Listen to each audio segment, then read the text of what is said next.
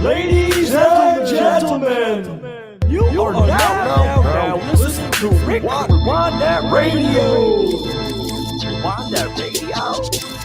You were listening to Rewind That Radio. You were listening to Rewind That Radio. You were listening to Rewind That Radio. You were listening to Rewind That Radio. You were listening to Rewind That Radio. You were listening to Rewind That Radio. You were listening to Rewind That Radio. You were listening to Rewind That Radio. Yo, what's up? How's it going, everybody? Welcome to Rewind That Radio. This is Sicky Nicks. Here with my awesome team, John and Big T. We're going to hang out. We're going to do a 2020 wrap-up, even though there's a couple weeks left. So, yo, what's up, guys? What it do? So, what do you hear? What do you say? What's going on? That's a man just living life. Exciting 2020. Still working. Bullshit. So, want to get free. That's a good thing, though. A lot of people. Yeah, if you work at Amazon, it ain't a good thing. Right. Not right now, right? Hell no. Keeping you running? Running like a motherfucking chicken with his head cut off. Yeah. What they got you up to? You said 60 hours a week or something? Yep, I'm 60 this week and 60 next week, bro. Is that just minimum 60? 60s, 50s was last week, but 60s this week. 60 this week, 60 next week. So I ain't gonna have no life, bro. I got one day off, and that's a Wednesday. Damn. Are they paying you OT at least, or what? They're giving us OT, and bullshit. Should be paid more. Yeah. Yeah, I believe you should be paid more. If you work at Amazon, I believe you should be paid more. Yeah, I mean, they're basically own the whole country. So. Yep. They're going to put that chip in your neck sooner or later. You can just be like, can I buy such and such, such and such? So your doorstep. Well, they got those stores now, right? Where you can just walk in with a cart, fill it up and walk out, and it just charges you. Like you scan it. It's like it's like something on the cart. You scan everything, and then it go to your account. Did you walk out? What? I never heard of that. Never heard of that. Yeah, so it's in Washington. It's only in Washington as of now because that's the home base. Amazon, Whole Foods. Oh wow. Yeah. If do you have a Whole Foods up there in New York? Oh yeah. Yep. Oh yeah. So do you know if you? It's crazy. So if you have a Amazon Prime account, you get 10% off all the stuff you buy. Mm-hmm. Yeah, so good piece of information because I have Amazon Prime. So when you go in there, you ask you they ask them for your Prime. They ask you, do you have Prime? And then you're like, yeah. It's like, what's your Prime account? They give you, and then you just you go online on your phone, and then you go to Whole Foods and hit the Prime account. Then a query thing come up there, and they scan it, and then you get your 10%. Yeah, man. It's weird too because then they're sending me messages and ads about everything I eat and drink. Exactly. Everything. Well, it's weird because you'll go in and something will be like chicken will be like $5 a pound or something, and then if you have Prime, it's like $4.25, and you're like, oh well, I'm not gonna go to Publix or whatever because it's cheaper here, Yep. Like they just opened a giant Whole Foods a couple blocks away, and it's like, I don't want to go anywhere else. They got everything you could possibly think of. I don't even think it's all organic anymore. No, I don't think so. They're putting all kinds of shit in there. That's the way, man. It's 2020. You got to. Yeah, I got up here, all organic, everything. So I mean, they say that, but they got some stuff in there that isn't. But the food's like their hot bar, man. The food that they got in there is, I mean, it's huge. It's like I don't know. It's like quarter of the store. And they have like the one they just opened, they added a meat and cheese corner. So you can make all the charcuterie boards your heart desires. I was wondering if you're gonna be able to say that. I was gonna see if you're gonna pause on that one. Charcuterie. I thought you were gonna butcher that. Or Italian salad, as I call it. But yeah, man. So that's wild. So I don't know. What's new with you, Johnny? Johnny. I think John froze. Uh-oh. So he'll be back in. He'll be back. All right. Well, I was kind of wondering what you're doing for the holidays, man. Basically, I'll probably be staying home, man, playing video games or something because I'll go to my sister's house and go see my nephew, my sisters, and my daughter, and that's it. All of us probably get together, probably sit and just give gifts, and then take our asses back home. I got to be at work the next day. Oh yeah, you can't even sit. So I can't even sit there and enjoy it, man. Like I want to. Oh man, it sucks, man. Like if you work for Amazon or any other company, bro, they should at least give you 2 days off. The day of option, right? Yeah, man. Because it's kind of hard. Because like I said, this gonna be like the first full official year without my mother. So that's another thing. So it's just basically gonna be me and my sisters and my nephew and my daughter, and that's it, bro. So, and I only got but like how many people I got gifts? I got like I didn't even do a lot of gift shopping, man. I think I got like 6 people gifts, bro. On some real, I have 6 gifts. My dad definitely got him a gift. I'm back. My sister, so what's up, man? Welcome back. Welcome back. Yeah, and I'm expecting this to happen. Yeah, but that's it, man. I ain't get that many gifts. Yeah. Sean wants to know, what about me, man? You better go get that. Get a gift get a gift every goddamn time. Big John, you got anything going on for the holidays? Going on? I think anything special, snowball fights. I don't know. Oh yeah, there's gonna be a lot of snowball fights up here with this weather coming now. Yeah, probably just the normal stuff. I mean, obviously it's a little crazy up here, a little more strict with COVID. The governor with the 10 people going into the houses and shit. Some people are abiding by it, some aren't. So depends upon that. I'll probably end up going over my family going over to my cousin's house and just having a little get together there. Really nothing crazy. I mean, outside, it's more for the kids, I think. Like, you know, I have nieces. I have a 10-year-old and 11-year-old niece. So, you know, they're more the focus, you know, especially I'm going to kind of rip off of Bill Burr here. But I mean, if you're like an adult in 2020 and you're asking another adult for presents, we got to really work on something there. Or if you're like a girl expecting like a wedding ring, it's like, you know, some people right now in 2020 are really down. So, you know, yeah, it's more about just getting together with the family, eating, and then for the kids. And it's, I mean, Christmas is a magical season, let's be honest. I know, Nick, you're a bit of a Scrooge, but, you know, you're just not used to it. I get that. But, hey, it's always a good time, and that's what it's about. And ending this year on a good note and getting the hell out of 2020, right? Yeah, that's a good way. It's kind of the basis of our show today, discussing, you know, goods, bads of 2020. Hopefully not. We all don't talk about the COVID nonsense all the time because there is obviously other stuff that happened, which it affected. So I think, you know, kind of just end 2020 on a good note and get out of that. And then just, you know, good times with family. And that's really it. Yep. I will say that JoJo. With the dojo, what? Shout out to my girl JoJo. Oh, hey, what's up? She said yellow. I will say this is the first year, probably in, I can't remember how many years, 15 maybe, that I got a Christmas tree. Wow. Yeah, it's a little one, and I actually got it at Whole Foods. So it's probably like a little white tree, isn't it? You got a little Charlie Brown tree. No, it's like basically like they chopped off the top of a good tree. So it's nice. It comes with a little stand. You fill it with water. But my aunt actually, like I want to say like 2 years ago, she sent me a care package with all of my Christmas ornaments. Well, not all of them, but like a good amount of stuff from when I was a little kid. So it was like I got stuff from 1984, 1985. It's got the dates on them. So it's been sitting in my closet for a couple years, and I was like, you know what? You know, my dad's here. He's not going home to New York for Christmas. He's staying here. So I'm like, well, I'll have him come over and put the shit on the tree. And yeah, there you go. Because he likes it. So whatever. Yeah.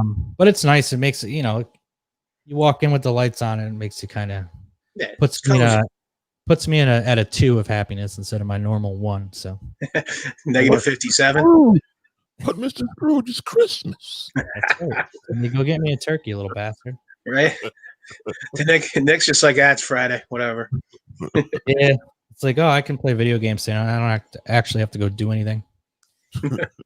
I have like a tradition of I can't probably do it this year, but I'd always have a couple friends, and I used to do it at Johnny's when I lived in upstate. Just pop into his house for an hour, pop into someone else's house, eat all the food. And well, that's essentially it, though. You're going, you're seeing people you care about, right? I mean, that's kind of, even if you don't give a rat's ass about Santa Claus or whatever, or Jesus's birthday, so to speak, like I guess, you still see, you make it for what you want it to be, see your family, see your friends, goods and bads of the year, and then just look forward. Yeah, I mean, I when I was in New York, my aunt's kids were younger, so like you were saying, it was more fun then because I'd go on like Christmas Eve and I put together all the toys and have exactly. hang out. But once they're old enough to just be little assholes, like it's like I don't even want to see it, right? Yeah, they just want to sit on YouTube. It's like, all right, well, I'm not gonna hang out with you, if you're gonna be doing that. But it's all good, man. Like all in all, even with all this stuff, it wasn't a terrible year. I mean, at least for me anyway. I can sit home and just play video games and not have to do anything. Like, sign me up, So that was fun. But all right. So let's see here. What should we talk about now? Well, okay. So you mentioned snowballs, dude. You're getting what, 2 feet of snow tonight? Well, in our area, it's between. I mean, it's always, as you know from living up here, it's always crazy locally what they say. On Monday it was like 3 to 6, and within 2 days, yesterday it was 10 to 14, and now in our local area they're saying 16 to 24, which is a vast difference. I mean, 8 inches, there. But yeah, so and then to the east of us, going that way, Connecticut area, Vermont, they're supposed to get over 3 feet of snow and shit like that. So they said it's supposed to fall at like 2 to 2.5 inches per hour. Like just, wow. It's supposed to dropping all the way from like 7 o'clock. So probably starting right about now till about tomorrow at about 7. So 24 hours. It just. Damn, that's like that buffalo snow. Yeah, right. Well, it is because I guess they're saying because it's generally because it's just so cold right now. It's about 9 degrees outside. It's going to get colder overnight. So yeah, so that I guess that makes for that. Like I'm a weatherman or something. He makes for that fluffy snow, and it just kind of drops on you. Precipitation is coming in from the east side. Did I get a green board behind me here? Probably get it wrong anyway. Yeah, I mean it's probably coming down this way to Virginia too, man. It's just I don't know how long, but shoot, when we get snow, man, half the city be shut down, and then I can't stand driving, bro, because half of these people cannot drive in snow. Mm-mm. Well, up here they're like they already declared like half of all the cities around us already did a state of emergency.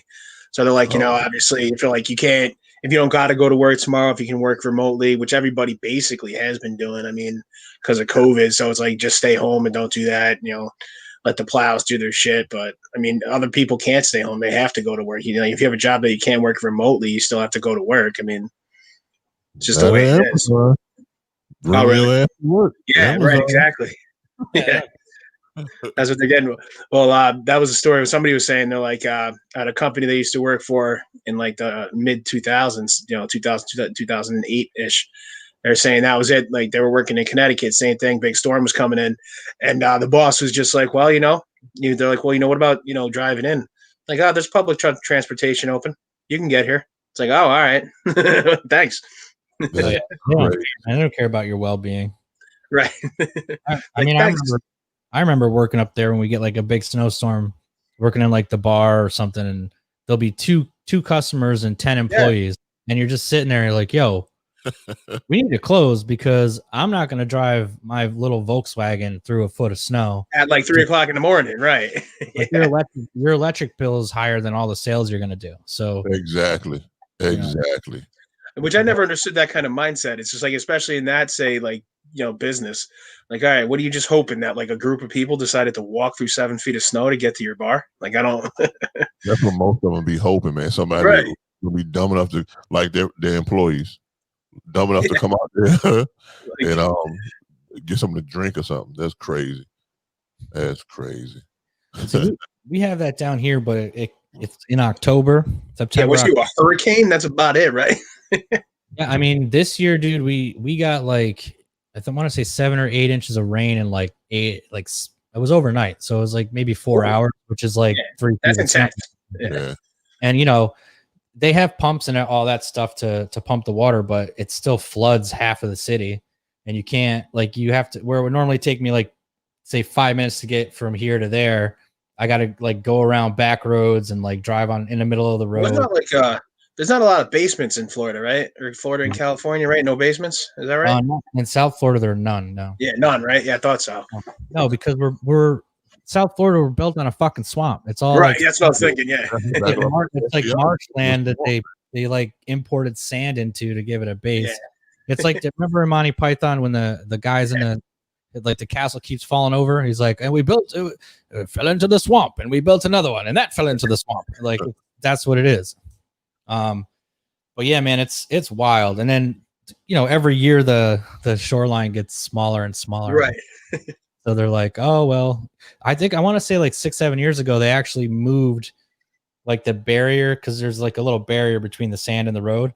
They moved the barrier back like 3 feet and made the road smaller because the water has been coming up so much it's not going. You know what I mean? That's crazy. It's wild. I got to get out of here before I'm swimming. That's crazy. Ooh, damn. Let's see what one of these little graphics do. Oh boy, there we go. Coming in hot. I'm in hot. Let's do the chop up.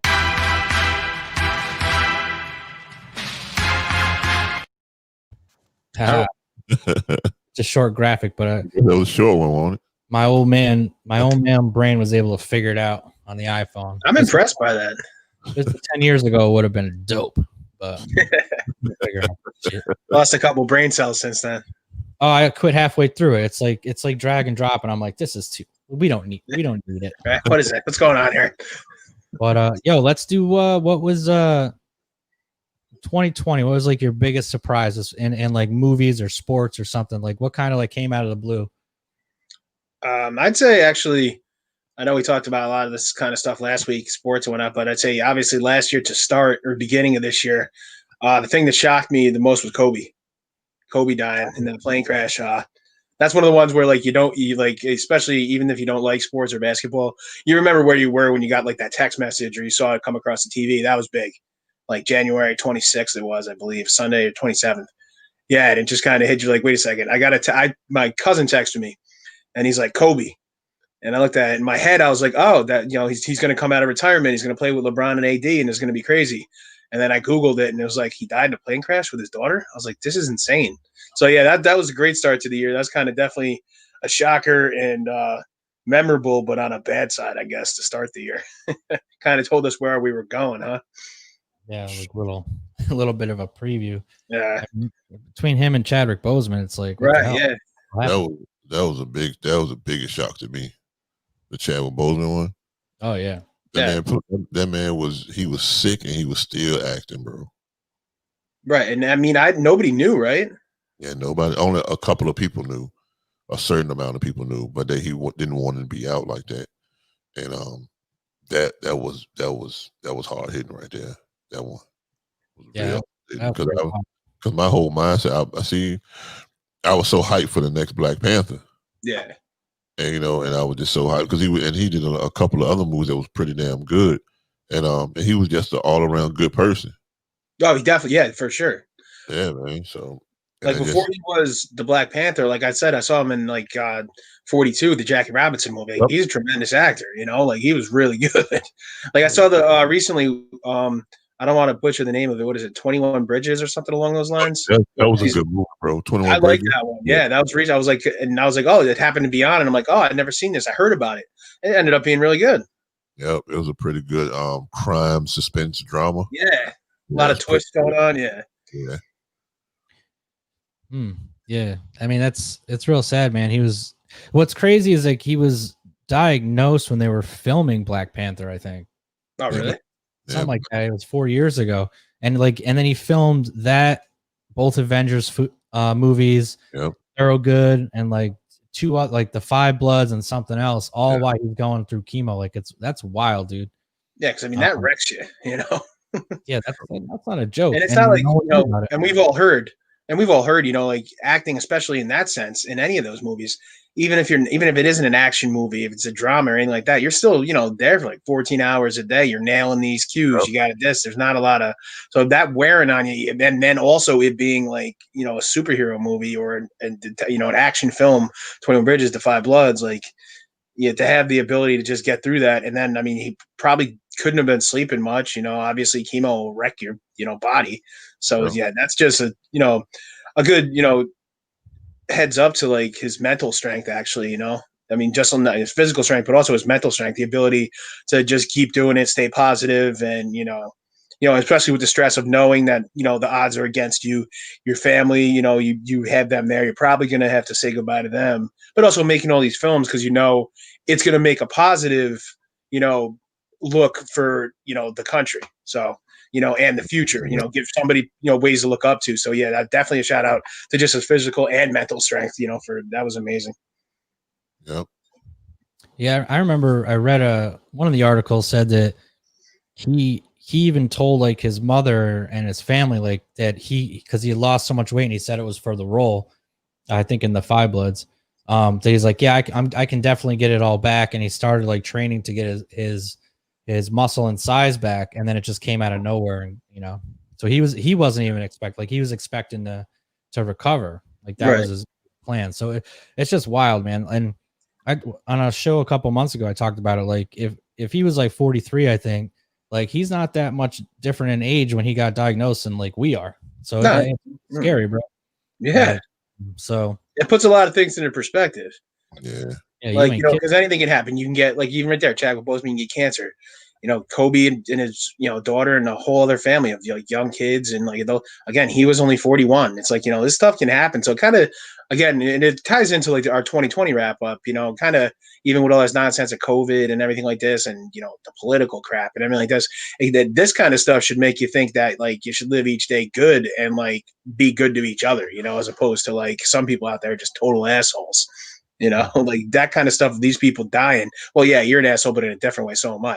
But like, like, you know, it should, you know, like, yeah, this guy, this guy, you know, so like, yeah, like, yeah, I mean, you think you would learn from that, but yeah, some people don't even, you know, take the lesson of those people like having them, like I said, Chadwick Boseman having the mental strength to go through all that and not just turn into a complete prick and shut down and not make any movies and everything like that. You know, it's like, there's definitely stuff to learn from that, you know? Well, I'm going to take, since we're talking about him, one of the it's a lot lighter in topic, but one of the, I was gonna say, we started a little dark there. Yeah. It's you got to talk about it. I mean, I remember, you know, back when Heath Ledger died, or even Michael Jackson for that matter, I got a half a dozen text messages from half a dozen people like, can you believe this? Because they knew I was big fans, and I was like, wow, it's just out of nowhere. But I would say like my least favorite thing this year, and I know it's going to sound corny now that we're talking about it, was that there was no Marvel movies.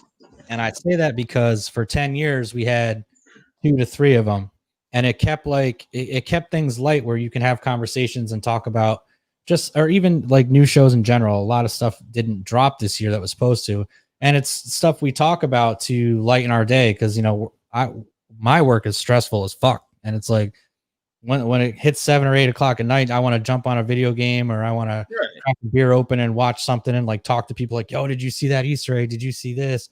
And I think when you take that off the board, that's why the politics got so intense this year, because that was the only thing to really pay attention to, because all the entertainment was shut down. Like there's no concerts.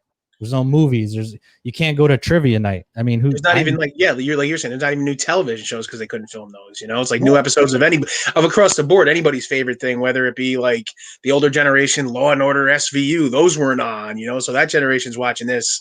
You know, just watching this. You know, basically just shit show every week of, you know, all day long. The only thing that was new every day was like the CNN, the Foxes, all that crap.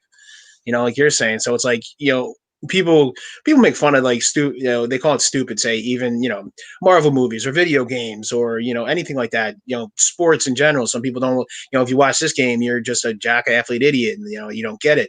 It's like, well, any of those serves its purpose of, like you were just saying, Nick, at some point to be a distraction from every day. It's like that can just be your relaxation period. Yes. I don't have to think about this. I can escape into this game. I can escape into this movie. I can escape into this video game.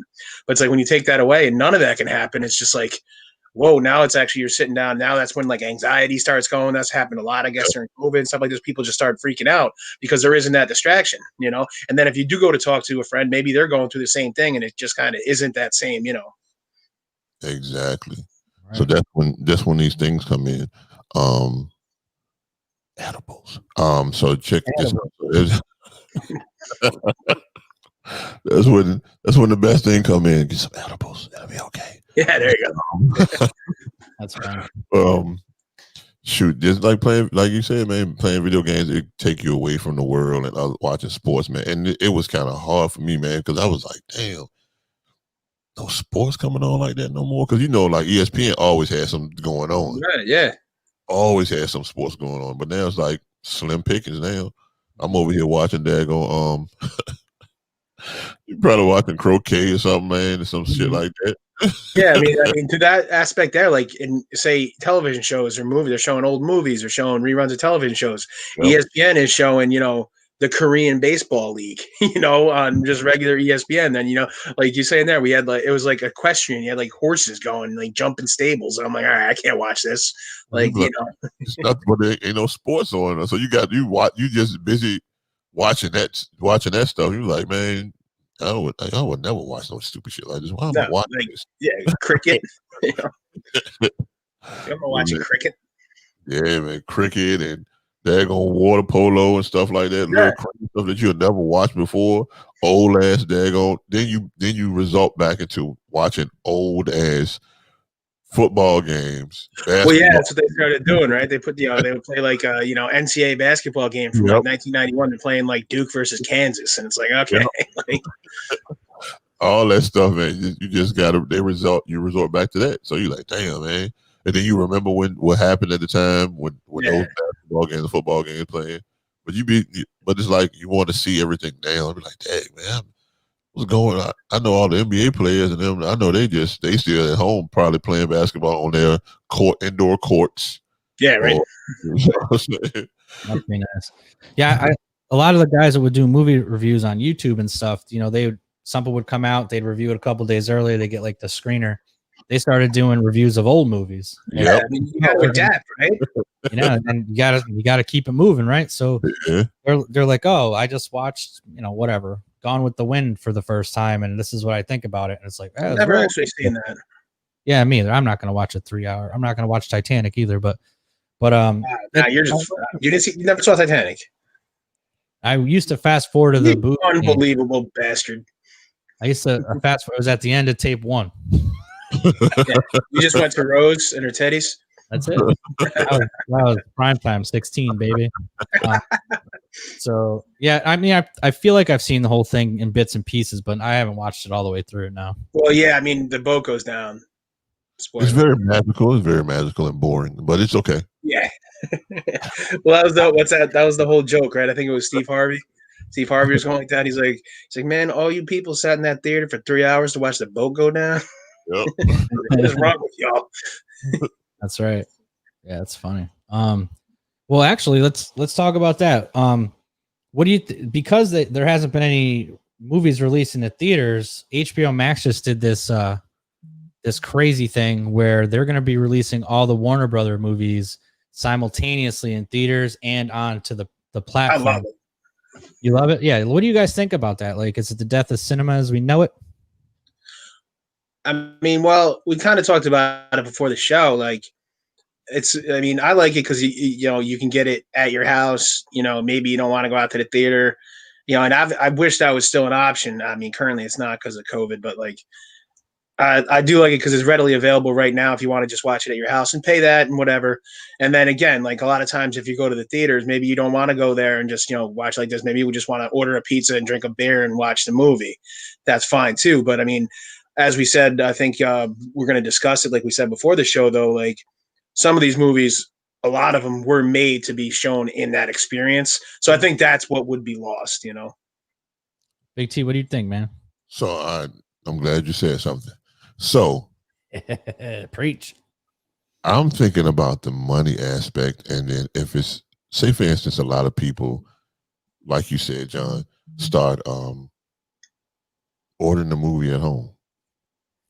So then that will cut out jobs for people at movie theaters. Then a lot of movie theaters will shut down. Oh yeah. That's a lot of money that they're going to left out. You know what I'm saying? A lot of money that's going to be gone from the movie theaters. Also, that's going to cut out jobs for people. So basically, the only thing you're getting is that basically you're doing you're streaming, like, how can I say? iBoom. Prime example. Do you remember when when people used to give you bootleg DVDs? Yeah. Okay, so it's going to be just like that. You're taking money away from the movie theater, and you just streaming it at home. Right. So that's that, and you got to think about it. The movie theater. They get ticket sales, but most of the monies is coming from popcorn sales, drink sales, food sales, and stuff like that. If you stop all that, that means that the stocks of AMC, Carmike, whatever the movie theaters and stuff like that, their stocks will go way down. So then they're gonna have to cut a lot of jobs. So you got to think about it. Is it good for it's good for us, the consumer, but is it good for the people who are working at those places? Well, that's the big thing, man. Yeah. I think they have to. Well, I think theaters are greedy to begin with. I mean, the ticket prices are absurd. I mean, I think they were up to like $18 or $20 per person. Plus, you go to get concessions. You go with two people, you're spending $100-something. Which I guess is all right to do it once in a while. But I think I think they have to pivot. They can't do the blockbuster thing and shrug it off because they're gonna all die. They need to do something. They need to make it more of an experience. Maybe get people in there to do Q&As for the movies, or have like a dining experience and then the movie, or like, I don't know. I don't have all the answers. Or like, that's actually I thought would be a good idea. Yeah, Nick. Have some kind of. I think there's a place like in Texas. I forget the name of it, but it's a brewery and they do movie nights, and it's like you have dinner, Austin Brew House or Film House or something.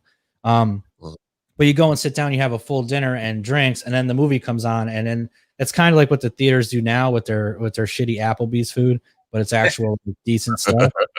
Well, Nick, like look at it as almost like when you go to certain, like the Funny Bone or certain like comedy clubs, like you have a dinner beforehand and then their performers come out. I mean, in that aspect, you could do that same thing with movies, offer this, and then you can like the one in Texas. Yeah. Nick, my cousin went there when he lived in Austin. They literally have like reclining chairs. They bring you, like you can order steak, and stuff like this, and then, enjoy the movie. Like something like that. But again, I think at that point it's going to raise prices too, though, wouldn't it?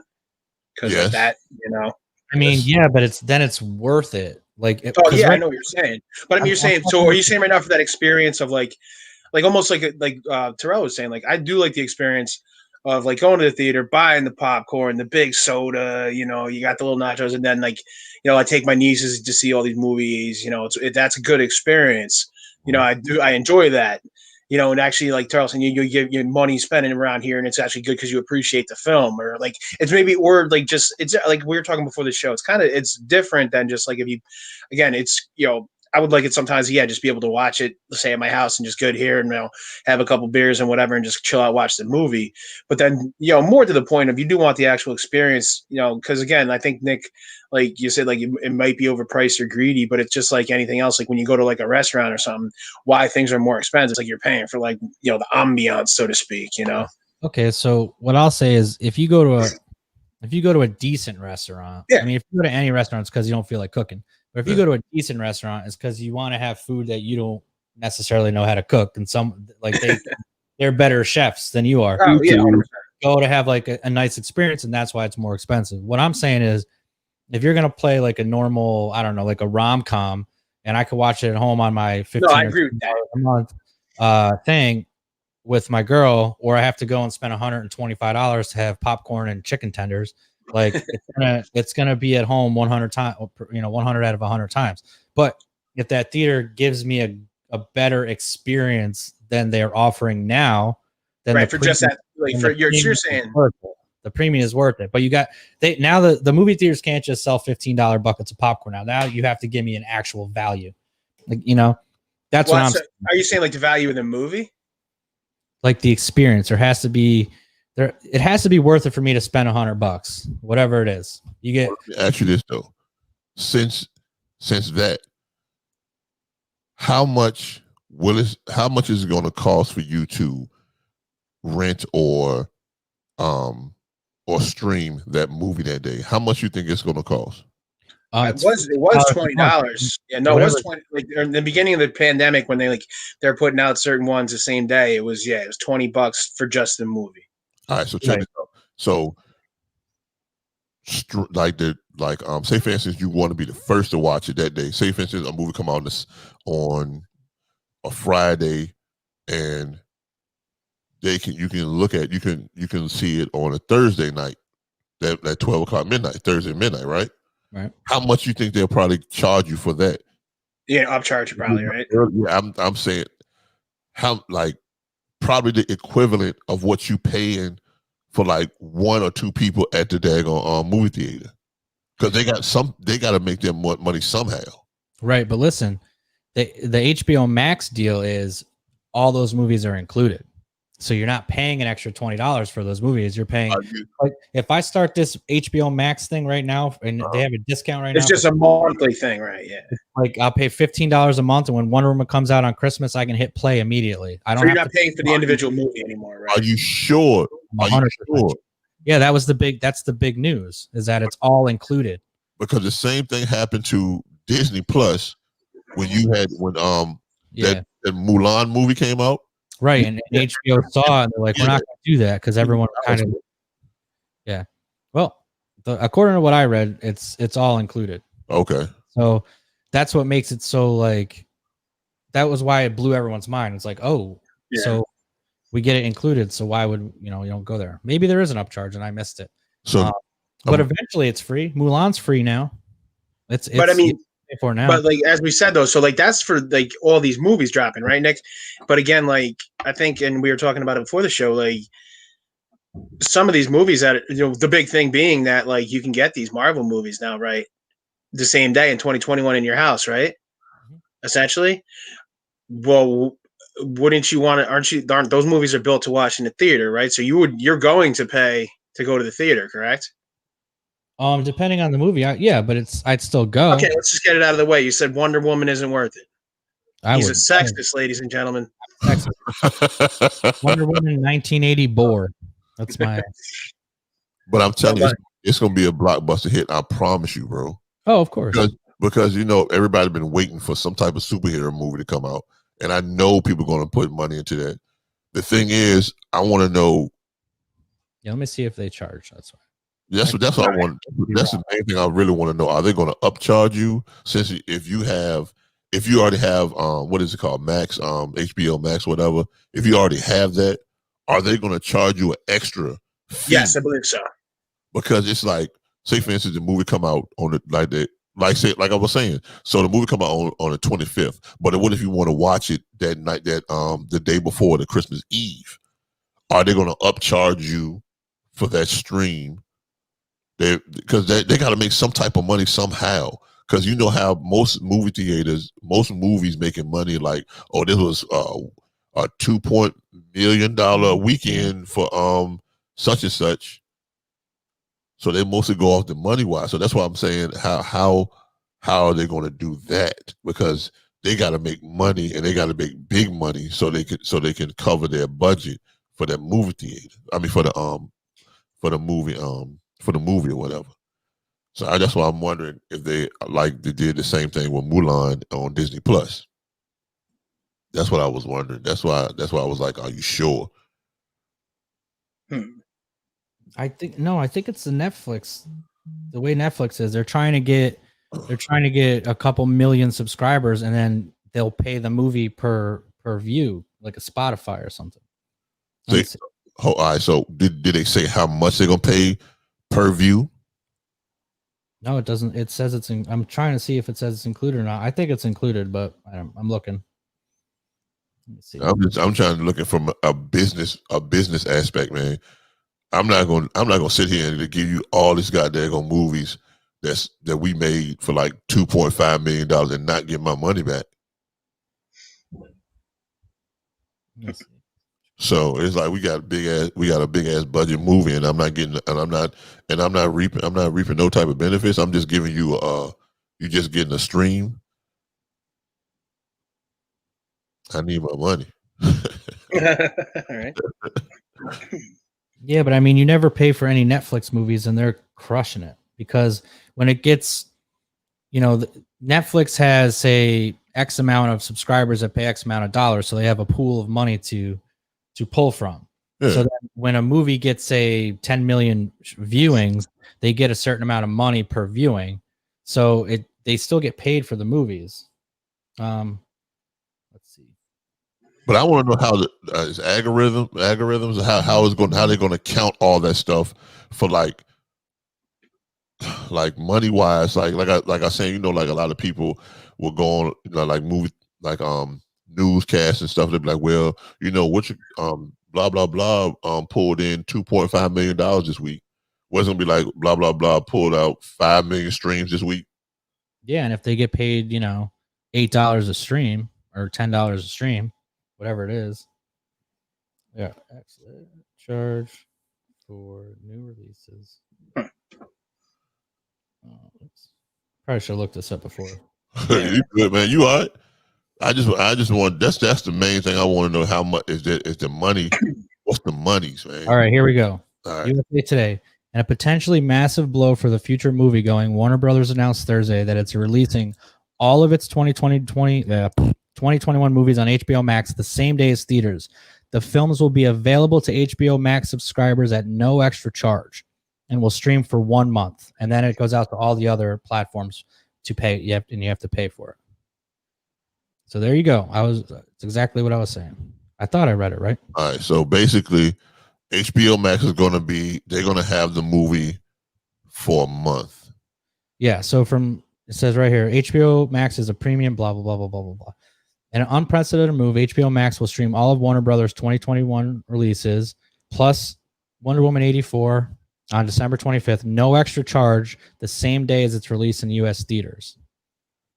But HBO Max has killed off its free trials, which means in order to stream Wonder Woman Matrix, you either have to pay $15 for the 1 month service, or you need to figure out your regular HBO subscription that includes an upgrade to the Max account. So there you go. Hold up. So you say it's an upgrade to the IMAX account For your regular HBO account. HBO Max is different than your HBO account. Okay. So I don't think like my mindset is like how I'm going to get more money. That's why I'm asking all these questions. I'm just like trying to figure out how they're going to make more money because say for instance, you get a certain package, right? And it's like extra like $20. Like say for instance, so basically those movies are coming like regular 1080p like HD, right? 1080p HD.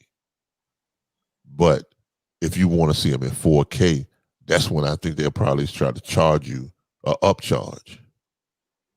You ever thought about that?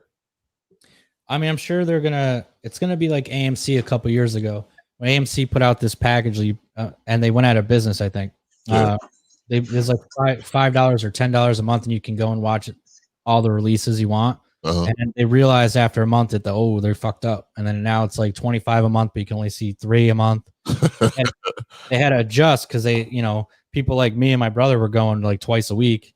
You know what I mean? And killing them. But yeah, I don't know. Maybe it's just they're gonna try it for next year only, and then once theaters open back up, they'll kill it. You know what I mean? Yeah. I don't know. I had an idea, but I forgot what it was. So maybe I'll come back to it. Now I was just reading the reactions of a couple directors and everything like that. Directors, theaters expressed worry over Warner Brothers HBO Max deal. Like they don't like it. Obviously, they're thinking. Like they talked to Judd Apatow. Obviously, you put King of Staten Island out just right to video on demand and did great with it. And he was talking. He said that his deal apparently Apatow said Universal worked out compensation with the team to ensure fair compensation while pursuing the on-demand option. He said back-end payments based on the success of a film often determine what cast and crew take home, which could further complicate the dynamics of going straight to streaming and on-demand. So it's like that was just Judd Apatow speaking, but again, a couple people from Warner Brothers and Regal were just kind of along the lines of what we were saying. That the movies are made for the big screen and they need to be there for that, and that's what the art of, almost like a couple directors saying the art of storytelling needs to be on the larger screen, and that's how you'll get it. And again, but they had to say that because they need the money. Like I think Terrell was onto something there. It's like there has to be something built in somewhere where there's money made again, like almost like you were saying, Nick. Like it's not really a Netflix thing, is it? Because it's like that those have come out, but after they've been on the big screen, so that money's already been made. Like where's the worldwide? I mean, obviously it's going to be worldwide when it goes live, but they're saying that now they're limited. But I guess it doesn't make sense because they're saying it's limiting it to the certain people who have HBO Max. But I guess technically Netflix does that too, right? Because you have to pay for Netflix. Yep. So it's like you have to pay for HBO Max to see this, as opposed to worldwide. You can go to the theaters and see it, and the whole world can see it. That's kind of what they're talking about. And it also says it's only available for the first month, and then it goes out to all of the other streaming platforms. So it's 31 days just on this, and then it can go to Amazon, Netflix, everything else. So they just have it. They just own it themselves for just the first month. Yeah, and then the Marvel movies can go anywhere else. And how long is this contract? Is this a year contract, or is it going to be? Did they ever say? They just said they're 2021 releases, so I would imagine it's only for next year. Okay, I would imagine that. I think it's obviously a plan that came up probably because of COVID, right? Yeah, because all the movies they're releasing were supposed to come out this year, so they need to. Well, maybe that's it too, right, Nick? Are they backed up? You think? Oh yeah, these are all things like Top Gun 2 is supposed to come out over this summer. Damn right it was. Dune was supposed to come out this summer. Matrix 4 is supposed to be next year anyway. Yeah. I mean, Wonder Woman was supposed to come out in January. Yep. Yeah. Right? So, or whatever, last December. So they're probably like, hey, if we can release these 10 movies, well, maybe, or 12 movies, whatever it's going to be, maybe we can get 20, 25, 30 million subscribers at $15 a pop, and that'll give us enough money to at least break even in the US, because usually these movies barely break even. Right. I mean, that's they're generally trying to cover their nut in the US, right? Yeah, but also think about this: half of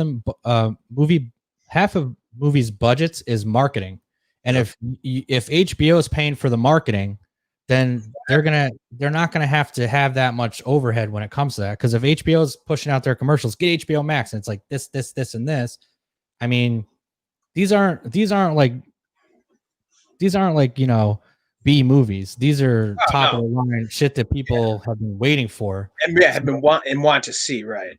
I mean, I'm gonna get HBO Max. I wouldn't have got it before, but if I'm gonna get to see all these movies the day of, that's the thing, especially right now though, because we don't really know.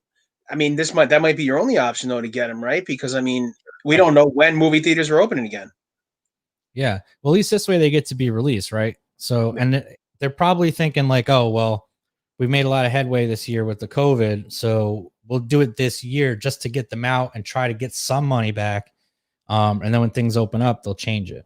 Well, because even like we were saying though, like for instance, I think there's a queue of movies, right? Because they're supposed to be released at specific times because they have the follow-up movie ready at this specific year. But if you haven't released this one first, you can't release the next one the following year, so they got to get something out of the way. Well, yeah, they got to release Wonder Woman before they do the Justice League movie. Yeah. For whatever reason. I don't know. But like, yeah, Dune, Matrix 4, Top Gun 2. I mean, there's a good handful of them. I don't know. We'll see how it pans out. Disney Plus isn't doing it, but Disney Plus is releasing a lot of from the Disney investors meeting last week, they're coming out with like 10 Star Wars shows and 10 Marvel shows that they all announced. Yeah, I know a lot of people are happy about the Star Wars stuff.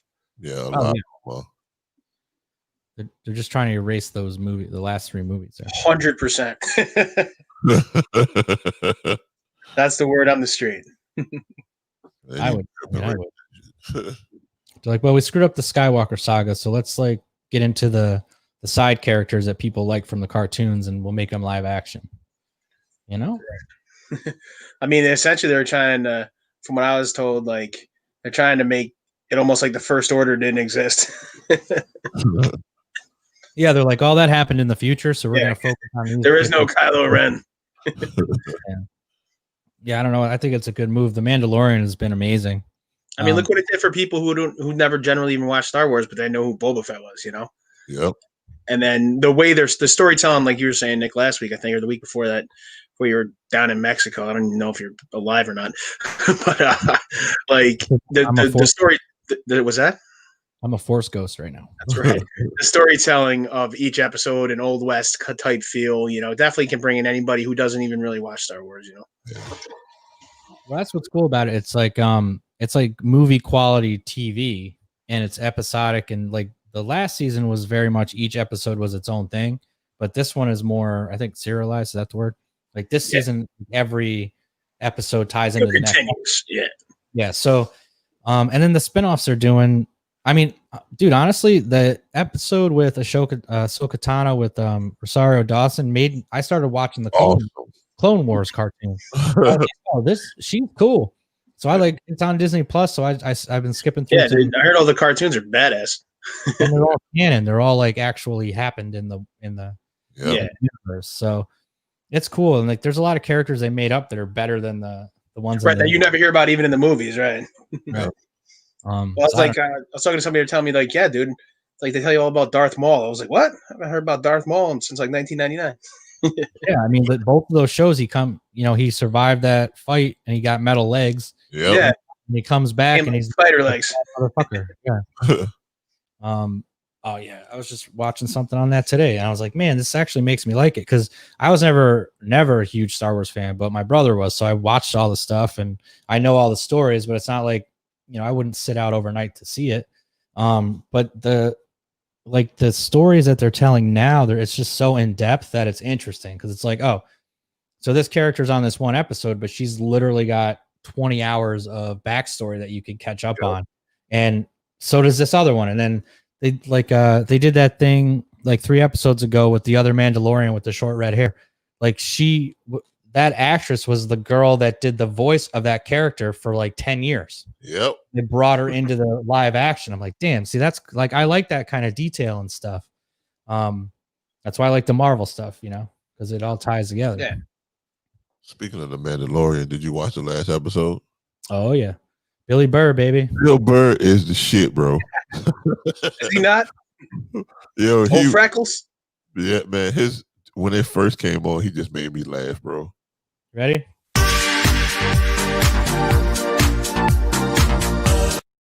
Tell him again, bro. Man, Bill Burr is the best, man. The first part of the series, when the robot was telling him to come on, he was like, "What for?" His attitude, his demeanor just made me laugh, man. Just Bill Burr, just hilarious. Yeah, like Nick said it before from his podcast. Like he says, he's like, they basically just get me to play myself. Like they write the role for me to play myself.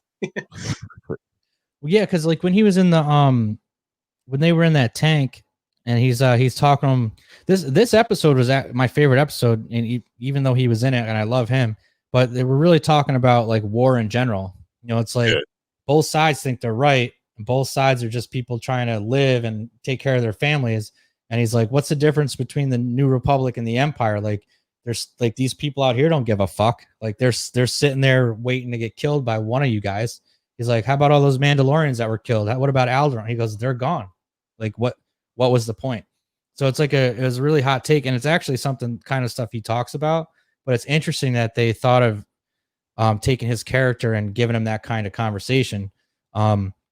And like, dude, and that scene when he's at the table, man. Ooh, I watched that scene like 6 times. That's like his facial expressions when like the guy's explaining like he doesn't give a fuck that 10,000 people were killed, and like you could see like Bill getting uncomfortable and like almost about to cry. They don't make me nervous because I kept looking at his facial expression. I was like, man, he gonna fuck up. Yeah. And when the guy was like, this new stuff we got is gonna be 10 times worse, and Mayfield was like, nope, not letting that happen. Yep. So Yeah, man, I love that episode. I liked that they're giving that much meat to other characters. You know what I mean? Like every side character that they have on there, like even like obviously Boba Fett's a big character, but they had a couple episodes where it was focused on him and gives you like a real context to how much of a badass he is and what kind of character like how his character, like his personal character actually is. So he's not just some like murderer. He actually has like rules he follows, I guess. Like the Mandalorians, the rest of them, they go the old ways. Hmm. Yeah, man, don't do the old ways. But I was surprised when he took his mask off, though. Well, I saw something and I didn't realize it until someone said it, so I went back and watched it. But they said like if you watch Pedro Pascal and the way he moves with the mask off, like, he uses like his whole shoulder, like he has like a neck brace on. And like he looks down with like his whole body, so it's like a little detail that you miss. But he doesn't know how to like just look around because he's used to having like Yeah, I was like, man, you see that it's like, damn, this guy is amazing. Like that's an awesome little detail, and I love that stuff. You know what I mean? but you know what's was a crazy thing about it? Also, you could like I don't know how, but when certain people say something to him, your mind resonates that his expression. Yeah. Like it's like his way he turned his head a certain type of way, and you can see like he probably like, yo, shut the fuck up. You know what I'm saying? Yeah, his body language is on point, dude. Yeah, man. When Burr was saying stuff, he would just turn his head slightly, and it's like, come on. Yeah. It's like, man, just shut up, man. I know about all this bullshit. That's why I like his whole expression. Like that is talented to be an actor. Your body language telling how you really feel, and that's dope.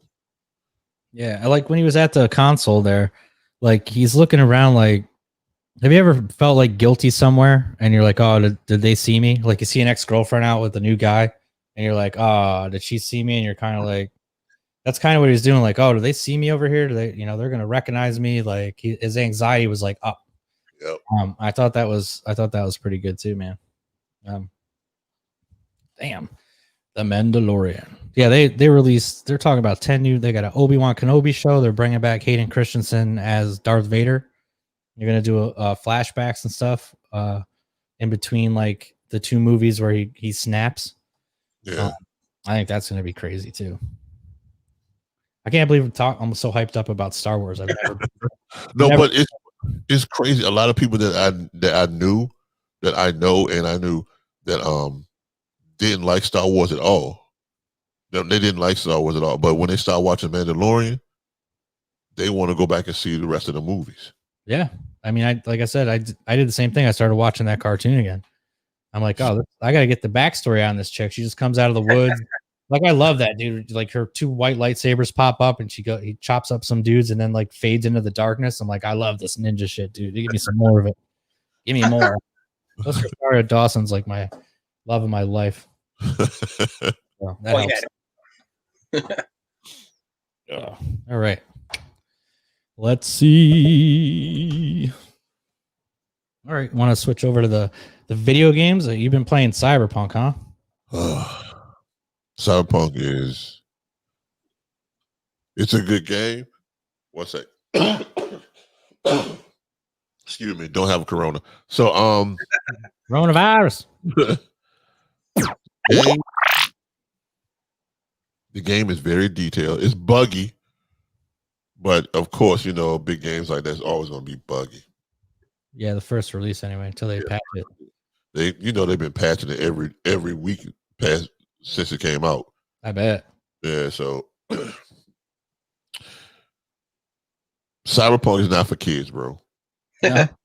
I'm dead ass serious. It's not for kids, bro. If you're like 16 or 17 and you want Cyberpunk or your kids want Cyberpunk, do not get them Cyberpunk for Christmas, bro. I repeat, do not get those kids Cyberpunk for Christmas. It's very adult. It's like real hardcore, raw adult content. That's what I heard. So, like what sense? Like porn going on, or like porn? I don't know. What makes it so hardcore adult? Like extra porn. How about that, man? Extra? Oh, damn. Bro. All right, so I'm about to go into it. All right, so when you making your character, all right, mind you, they show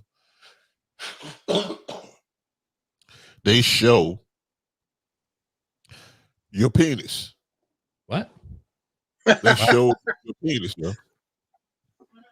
You can have a circumcised penis or uncircumcised penis. You can have a short penis or a long penis. Or if you're a female, you can have a nice looking vagina or a bushy vagina. So what's like the benefit in the game of the choice? Like, do you You're have gonna more, be, you have you're more- gonna be fucking. You're gonna be fucking. do you have like a higher confidence level, like, or something if your dick's bigger? Or? I don't know, man. I'm like I just got through most of the stuff. I'm just doing little side missions now. But like I was telling y'all earlier, the intro was like 2.5 hours long, bro. Oh, wow. So it can teach you how to play the game first. It's Lost me 2.5 hours long, bro. I think I stayed on that because I didn't play it. I played it, but I didn't play as much as I wanted to because I had to work. So I'm playing the game. I was like, okay, shoot, I did this mission, did this mission. I was like, oh, that's sweet. Blah, blah, blah. This. I can't tell the whole thing. But you get to a certain point of the game, you're like, oh, okay, shoot. Then all of a sudden something happened. Then all of a sudden the credits coming like Cyberpunk 2017. And I'm like, yo, I've been playing this fucking game for about 2 days, 2 or 3 days, and about 2.5 hours. And I just started the game. You just started the game. 2.5 hours, and you just started the game, bro.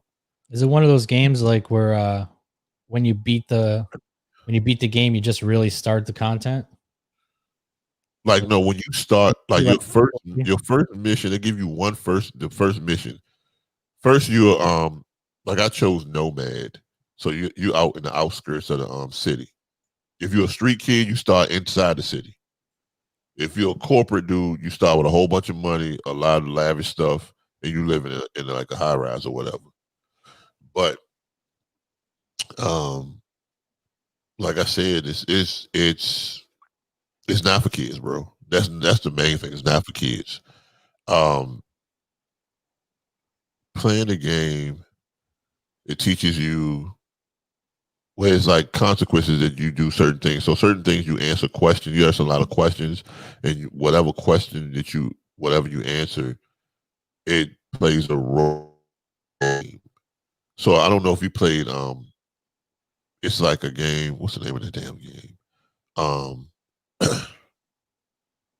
Oh, Telltale. Telltale's on Walking Dead. You ever played that? Mm-hmm. Yeah. So it's mostly like that. So whatever you do, there's consequences from that, or there's a positive out of it. Okay. But it's always gonna be something. There's always gonna be something steamrolling that shit. So, but like I said, it's a pretty good game, man. Damn. Well, I'm gonna wait till it's not as buggy. I might wait to get on next gen if I ever get one. The best thing to get, the best one to get it, the best system or whatever to get it on is basically PC because it looks fucking phenomenal on PC. Because everything we've been seeing from up this far, that we when they was promoting and everything we was watching was PC. They never showed none of the like consoles, next gen consoles. Everything was PC, so that's why it looked so good. We was like, oh shit, this shit look good. Yeah, That it's was like all probably PC stuff. Yeah. $2,000 PC though. Yeah, people are saying it's frying their computers, right? Yeah, right. Oh, hold on.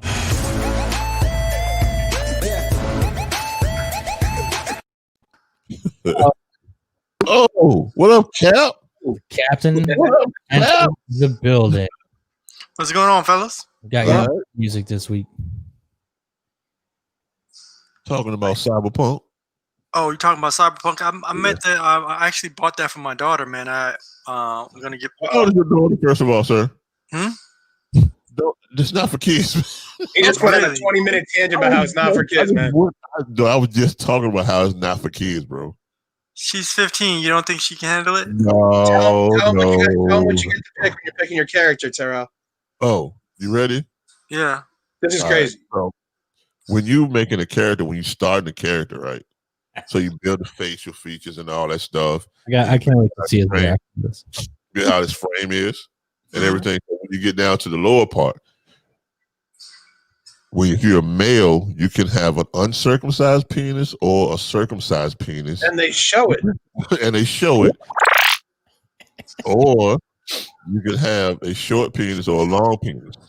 If you want to be a female, you can have regular vagina lips, or you can have a bushy vagina. I've never heard anything like this. Oh, I saw there was one glitch where the penis was always outside of the pants, so you're running around. I'm not making that up. I'm not that funny. That's a Bro, it's serious, man. I wish you would. hope you didn't open it yet. What was your face like when you first saw that, Terrell? Like, did you know like that was an option? No, I did not. I would. Yeah. Just the crazy part. So I was at my brother's house with my nephew, Oh. and my nephew's 16, and me and him he was like, Uncle Troy, you playing against? I'm gonna go ahead and play it on the big screen at my brother's house. So my brother wanted to see it too, and we watching it, and we were just like, okay, then you making your character, and he was like, oh shit, what the fuck? Whole thing your man standing there, and you're jiggling like this in front of everybody. I'm like, bro, come on, bro. damn, dog. It ain't so. I might have Bro. to take that shit back now. Then. Like, first of all, like the real question is, who's picking the small dick? Like, why is that an option? I'm saying that must make you like super successful Like- or something. Like Nick was saying, does those choices, like, you get more confidence if you have the big deck, but then you're like supposed to be smarter if you have the smaller one? I don't understand. Like, why have that option? Yeah, that's You don't have the confidence. You don't have the confidence to talk to women, so you just stay studying. Right? Because in the game, what I've read, I've known, in the game, you are going to have sex with certain females, and you're going to be with certain females, or females will have sex with certain dudes. Damn. So it's like you find I a did not love see that interest. It's going to be some type of love interest in the game. So that's all for. Wow. Does it Shit. leave you if your penis is small? I'm sorry, Cap over there scratching his head, scratching. We're like, what the fuck did I do? What do you tell them now? Then you get that surprise on Christmas morning. Oh man. She requested that shit too. She was like, that shit was on her list, like Cyberpunk 2077. And I was like, oh, okay. You're gonna have to go pick her up Animal Crossings and say you made a mistake. We gotta flip that shit out for like Spider-Man or something, because that shit ain't that is not gonna swing, baby. Literally. Yeah, literally. It ain't swinging. That shit is not gonna swing. Literally. When he was when Terrell just started telling us that story, I thought you were joking, man. I swear to God. I was like, what? I was like, that's an option in a video game?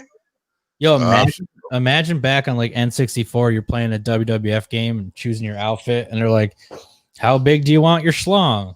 Do you want it to have Medium schlong? It's all pixelated. Yeah. Oh, man.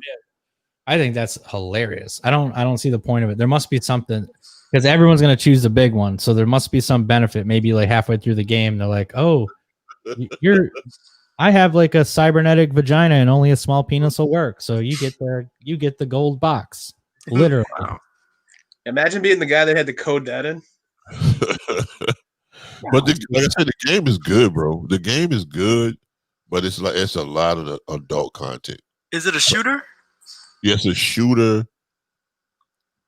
Only thing I could compare it to. Have you ever played a game called The Witcher? No. Well, it's RPG. What's another one? So it's kind of like Grand Theft Is it- Auto. Mass Effect? I played Mass Effect. What about Grand Theft Auto? You play Grand Theft Oh, Auto? yeah, right? yeah. All right, so it's kind of like Grand Theft Auto first person, but a lot more adult content, bro. Wow. Okay. Well, Yeah. I never thought I'd hear that in my life. right. More adult content than Grand Theft Auto. You don't just kill the hookers; you date them first. Steakhouse. it's misogyny with a heart. That's right. But it's a lot of nudity in there. A lot. the first mission you do is you trying to go find this girl who somebody stole her chip out her head, and her body is in a tub full of ice, and you got to pull her out, and she's completely naked, tits, vagina, and all, and they show everything. Just jang-a-lang-a-lang. Damn. Yeah. Okay. Well, I got Download now. I got Alexa, download that shit. what I said I was gonna buy for. Since I couldn't get a PS5, I said, okay, I'm gonna, I want a different experience. So I got the Call of Duty Cold War. I've never played a Call of Duty before. Wow. so how you like? I haven't played. I'm not gonna play it till Christmas. Okay, Call of Duty, Ghost of Tsushima. Oh shit, that game is that's one of the amazing games, bro. Really, I've heard a lot about it, man. Kenny Calderon, who's my artist from the Chronicles of Shar Malazi, he swears, but he said, man, you're gonna get lost for like a month. We're not gonna hear from you. So yeah. There's a mode in that game called Kurosawa mode, and it changes the whole game from how it looks to it makes it look like an old Kurosawa black and white movie. Cinematic. Yeah, and you can and then you could choose all Japanese with English subtitles, all English with Japanese subtitles. Like you can change it up. So if you don't even want to know what they're talking about, you want to learn Japanese, you just put it on, and then you're like fully immersed in the game, and it's dope, dude. It's dope. I'm definitely that's because I got addicted to watching Kingdom on Netflix. Oh yeah. Oh, it's like it's a Chinese version of Game of Thrones, just without the dragons and shit. I have to check that out. Kingdom is very good. John, I never met you, man. It's a pleasure to meet you. You two, I have done a podcast before. You have? Yeah, I think we did one together. I think. Oh, you know what? I might not have seen you, but I I wasn't in. I was just on my voice that time. Yeah. That's cool. So how y'all boys doing, man? This your last show of the year? This is the wrap. Next week, right? Well, yeah, I figured we'll wrap it up this week, and then next week will be like a preview for what we're gonna try to do next year. Kind of been going over what was the surprises of the year. Going to get into like the best. Kind of started talking about movies. What was your best, your favorite movie of the year? What kind of let you down? Stuff like that. Like we started off, what was kind of the surprises? Obviously, not talking about COVID. Terrell and I talked about just like the kind of shocking things you saw just to start the year was with Kobe passing away, and then Chadwick Boseman, stuff like that. Stuff that really, on top of the COVID stuff, kind of really started rocking your world. But also you saw, like we said, with Chadwick Boseman, how to still make all those films, but, had the mental strength actually to still go through it. Not just physical strength, but the mental strength to keep doing that and get through it before passing, Kobe dying. Nick took it back. We went on a thing of that thing we were just getting into before video games was the new Max deal or HBO Max deal with Marvel, how that it's going to be able to be streamed the day the movies come out. There you go. So we had some not differing opinions, but, kind of trying to figure out, what that's about, where the money's going to go. Is it worth it to get it or just wait to see it on the big screen, stuff like that, really. Because, a lot of those movies, especially those, are meant to be, as we all agreed upon, to be shown, on the big screen. It's the experience. But then Nick was like, well, if I see a rom-com, he's like, I'm just going to, for $20, I'm just popping that on my TV with my girlfriend. I'm not going to the movies. Which is a fair point. Mm-hmm. I definitely think, and we'll talk about this on me and Nick's show on Sci-Fi Saturdays this Saturday. The announcements that Disney and Disney Plus made for their investors is pretty much showing, listen, we're pivoting. We're not going to die. You're going to be able to make your money back. Star Wars just blew it out of the water with all their announcements, man. I'm very impressed with what, especially Jon Favreau and my boy Dave Filoni is doing. And if Kathleen Kennedy has anything to do with it, God bless her too. But they've single-handedly saved the Star Wars franchise. Like, real talk. Yeah, that's what we were just talking about. Terrell was mentioning that, yeah. Yeah. I don't know. What do you guys? What show are you guys most excited to see? Well, I'm already excited about the movie when I watch it right now. I love the Mandalorian, bro. Yeah, we were just talking about. I think that kind of takes the cake, right? Yeah. I want Mando to go get with go what's that? Grogu. Grogu. I need him to go get Grogu back. I don't think it's gonna be that easy, dog. Bro, I know that Boba Fett, all the people gonna help him. All the people that are coming out the woodwork gonna end up helping him. I even think that Bill Burr's gonna get another he probably end up being back on the TV show too. Yeah, that's not the last time we're gonna see him. I'm very sure. But that damn Darksaber and bro, I can't Moff Gideon. Yeah, that boy ain't no joke now. Y'all think he an easy win? You come around here, you walk around here, but you be limping back. Okay. But I think, what I'm thinking that Boba Fett got something to do with him too. Oh, you think there's a double cross involved? I think Boba Fett got something to do with Gideon. Because you know how like it's always some type of twist. Somebody always gonna fuck somebody over. That's how I be seeing. That's how most of the movies I see now. What the twist? I think we're gonna see one more person, one more surprise. Luke. I think we're gonna see. I think we're honestly gonna see somebody come out of the woodwork. I can't even predict, but some people say it's gonna be Ezra Bridger. Some people say it might even be Luke or Mace Windu. I know one of the people. Somebody's gonna come out of the woodwork on this final episode. A lot of people are talking about Mace Windu. Well, he's still alive at this point, right? No, we don't know. So he would be resurrected or whatever. Or well, the thing was he able to become a Force ghost essentially?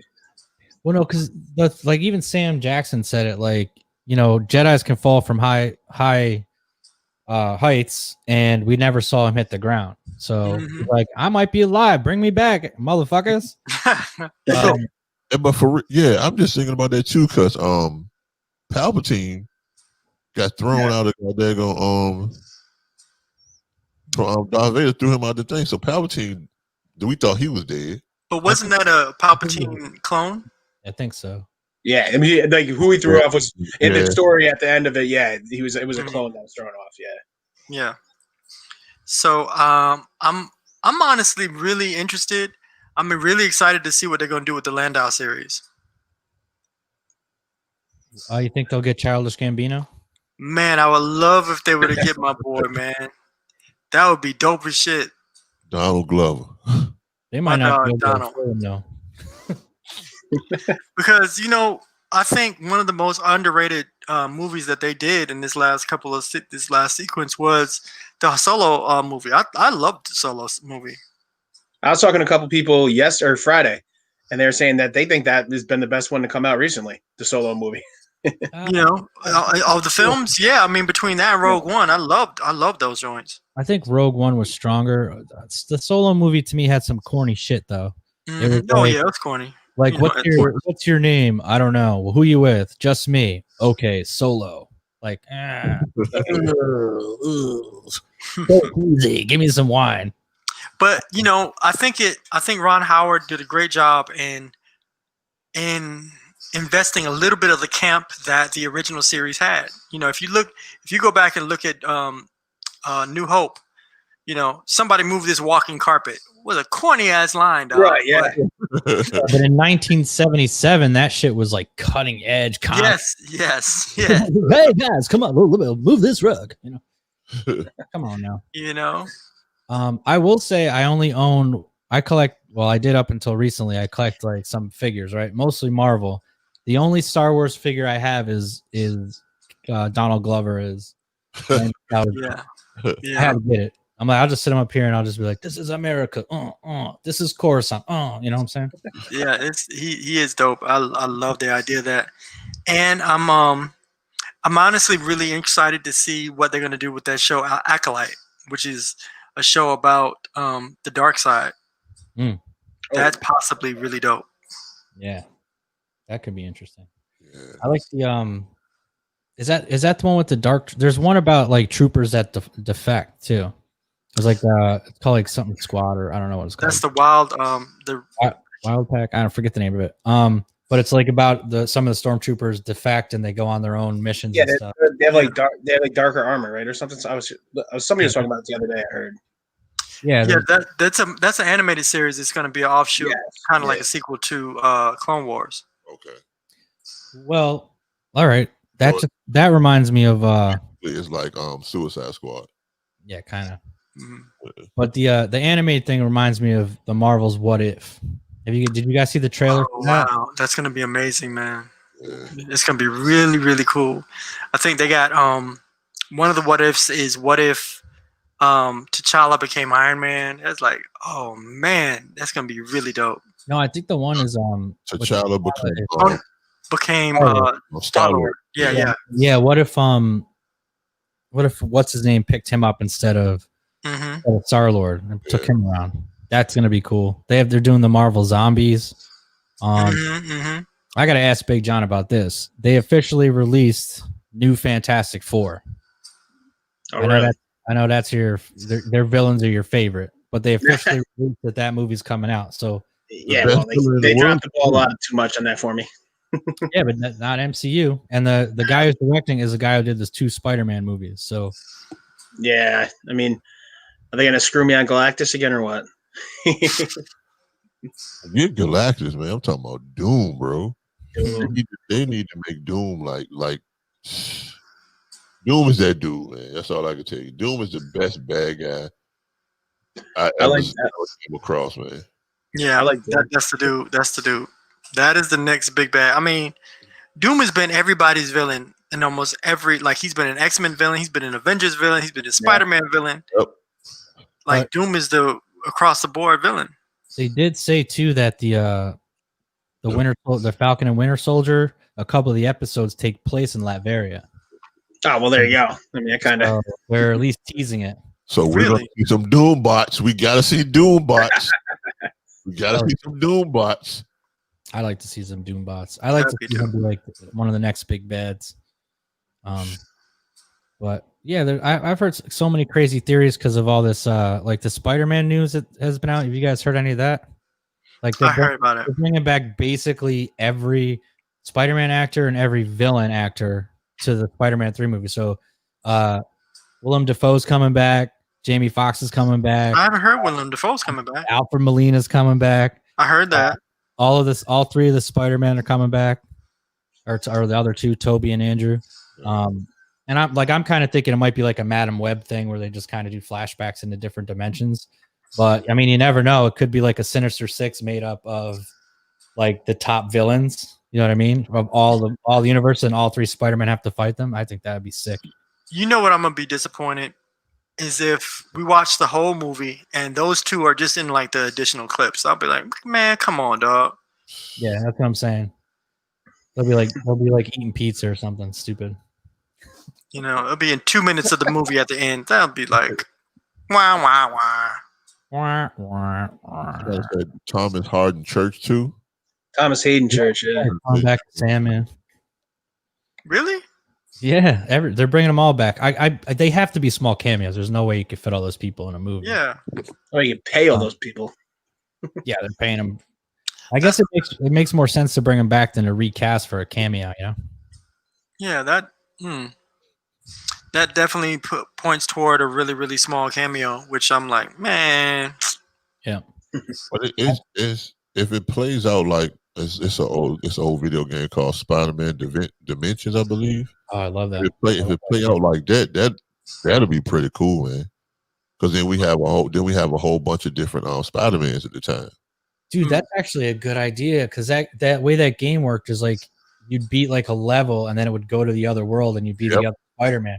So if they put the movie like that where it takes place in the 3 dimensions and then at the climax they all like collide kind of. That would be dope, but I don't think they're gonna do that. They do like an end game level fight with all the villains. I mean, who knows what they're gonna do, dude? They can do anything they want, and there's no X-Men yet. Like, when are we gonna hear about X-Men? I'm probably not till phase 6 or so. Oh hell no! You better not be. I'll be 70 years old by then. If you make it to them. Yeah, I won't make it to that far. Come on. You'll make it. You'll make it. Make mine Marvel. It's an interesting time, man. I was telling somebody a little while ago, we're in a golden age of geekdom. Mm-hmm. Because so much of the shit that we want to see, we've always wanted to see, is coming out. We got a damn revival of a damn good Transformers show. Oh yeah. Yeah, the first season of Transformers and Cybertron was dope as shit. Oh yeah. Yeah. You know, the only thing left to do is come out with a damn better Mario Brothers, and and you know that what's called them got to make a cameo though. They have to make a cameo in the movie. who that? Leguizamo and John Leguizamo? yeah. I mean, if you can get Mario Brothers and He-Man right, shit, we cooking with grease, baby. They need to hurry up and come out with this goddamn Thundercats movie. They keep talking. Yeah. They've been talking about it for years and years, bro. It's never gonna happen. They need a Thundercats movie, a Silverhawks movie. Never gonna happen. So Jason and Wheel Warriors, man, this bitch. Mask movie. They should have been came out with that movie, man. That would have been a great movie concept, man. They Mask. still everything else, yeah. Mask. Mask would have been good, but they just, with the corniness of what was the name of that doggone movie? It was a TV show called. Oh, what was it? Joe. Huh? G.I. Joe. No, it was a TV show, but somebody said I think Night something. Nighthawks. Might have been Nighthawks. It was a guy that had like this CGI car that he drove around in. Does anybody know what I'm talking about? Christ's sake. I know what you're trying to say, man. Is it Nick? He about to say Knight Rider. No, Nick's gonna jump to the not right. screen. I thought he was trying to throw shade at me. about Nightman. Nightman. I know exactly what you're talking Yeah, about. it was Nightman. He had a CGI car that would glow up on the street when he drive around the neighborhood. Yeah. I know exactly what you're talking about, man. Nightman. Yes. Night rose the day, man. Wow. Oh my God, Yeah. this is real, huh? You see his face? I'm showing my This is age, amazing. bro. That's crazy. Nightmare. Nightman. I remember that shit. Oh my God, bro. Is this it? Yeah, nightmare. Johnny Domino? What? Yeah, it's Johnny Domino. This is awesome. Yeah. He was Yeah. a saxophone player. That's right. Yeah, I'm reading about it right now. He was a Mhm. saxophone player and he became Nightman, bro. Nightman.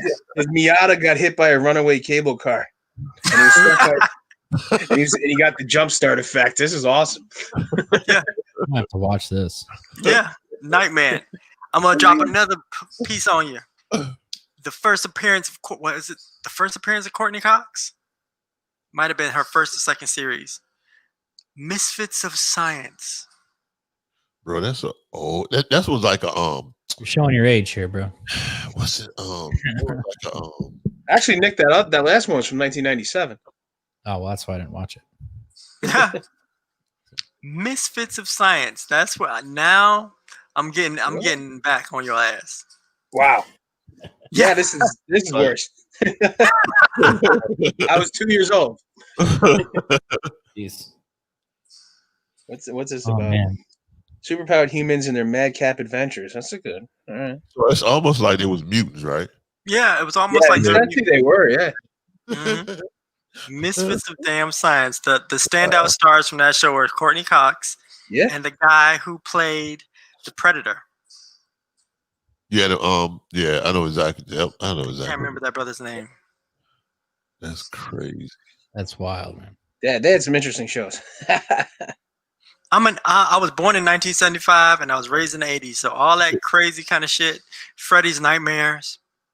All right. Kevin Peter Hall was his name. Kevin Peter Hall. Yes. God bless.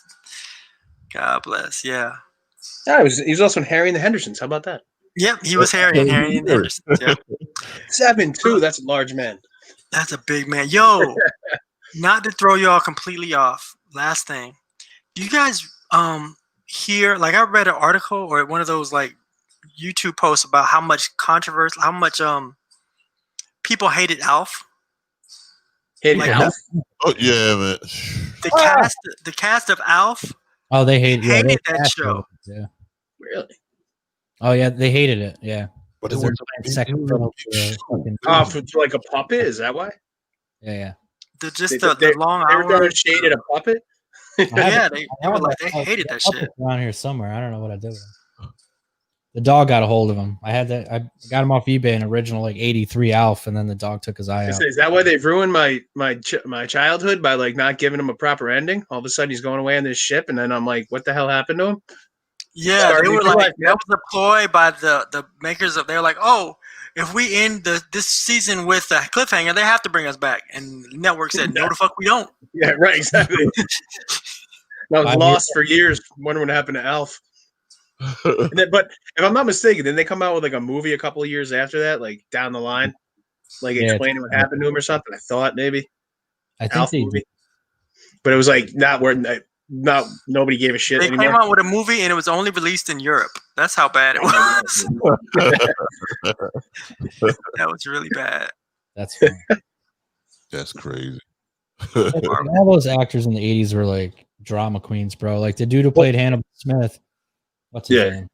George Papard would after the first season, Mr. T's career took off and he was like all pissed off and he wouldn't like do scenes with him and he'd like show up. Yeah, he was just a real asshole about it. Yeah, it's like one of the big things. He was, and that's why there was a lot of animosity. Like he wouldn't do events with them. Like, yeah, he was like real mad because he's like, I'm the guy that did Breakfast at Tiffany's, and I'm the main guy here, and this is just some bodybuilder or some bouncer and whatever. He's just real petty, real petty. I never knew that. Oh yeah. We figured it happened a lot back then, right? Everybody took themselves far too seriously. I mean, not that it doesn't happen now, but I mean, like, look at this guy. There he is. Dead meat. Well, Nick, didn't that happen in wrestling too when he came over for WrestleMania? Oh, a lot of people giving Mr. T shit because, like, he was the big star. He was internationally known, and at the time, WWF stars really weren't outside of a couple people, and like they were stealing stuff from him, and isn't that like Roddy Piper really hated him and shit, right? Yep. I wouldn't doubt it. He couldn't wrestle. He was hurting people.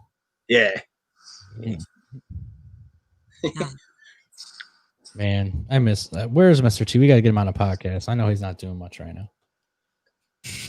I think his children are doing some shit. Oh, his daughter's a stand-up comic. Yes, his daughter's a stand-up comic. Yeah, she was on Kevin Hart's like little show that he was doing last year. She's actually got some. It's pretty funny. Yeah. At least on that show, the way they cut it. But she made some good jokes. She's funny. Yeah, Mr. T's only 68. I actually thought he was a lot older. Oh yeah. I'm pretty happy about that. He kept himself in good shape, man. Jacked up. It's crazy out here, man. We just lost Tiny Lester. Yep. Yeah. I didn't see that coming. No. AKA Zeus. AKA Zeus? Debo. Debo. I'm about to show it's a funeral Friday or next Friday. I'm about to show my age. I remember when I went to the movies and go see No Holds Barred. Oh, I remember that. It came out the same as like the Survivor Series, right? The same night. Bro, so, like led into like rip him, like led into the thing, and then it was like what, him and Beefcake, right? Yeah. Against Zeus. What was it? It was Queen Sherry. Yep. Against Macho Man. King Macho, right? Zeus, yep. Zeus, Hulk Hogan, and I think a Brutus the Ball Beefcake. That's right. They called him. Have y'all gone back and actually watched him wrestle or watched him do promos?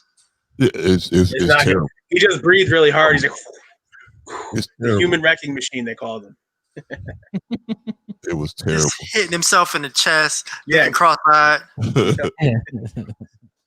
It was bad. It was really terrible, but then I was young. I was like, oh, that shit crazy. That man crazy. I mean, he's open for it too, right? Because we're kids. We're kids at the time, and Zeus is like choking him out, and you're like, "Oh shit, look at that! He's actually choking him out."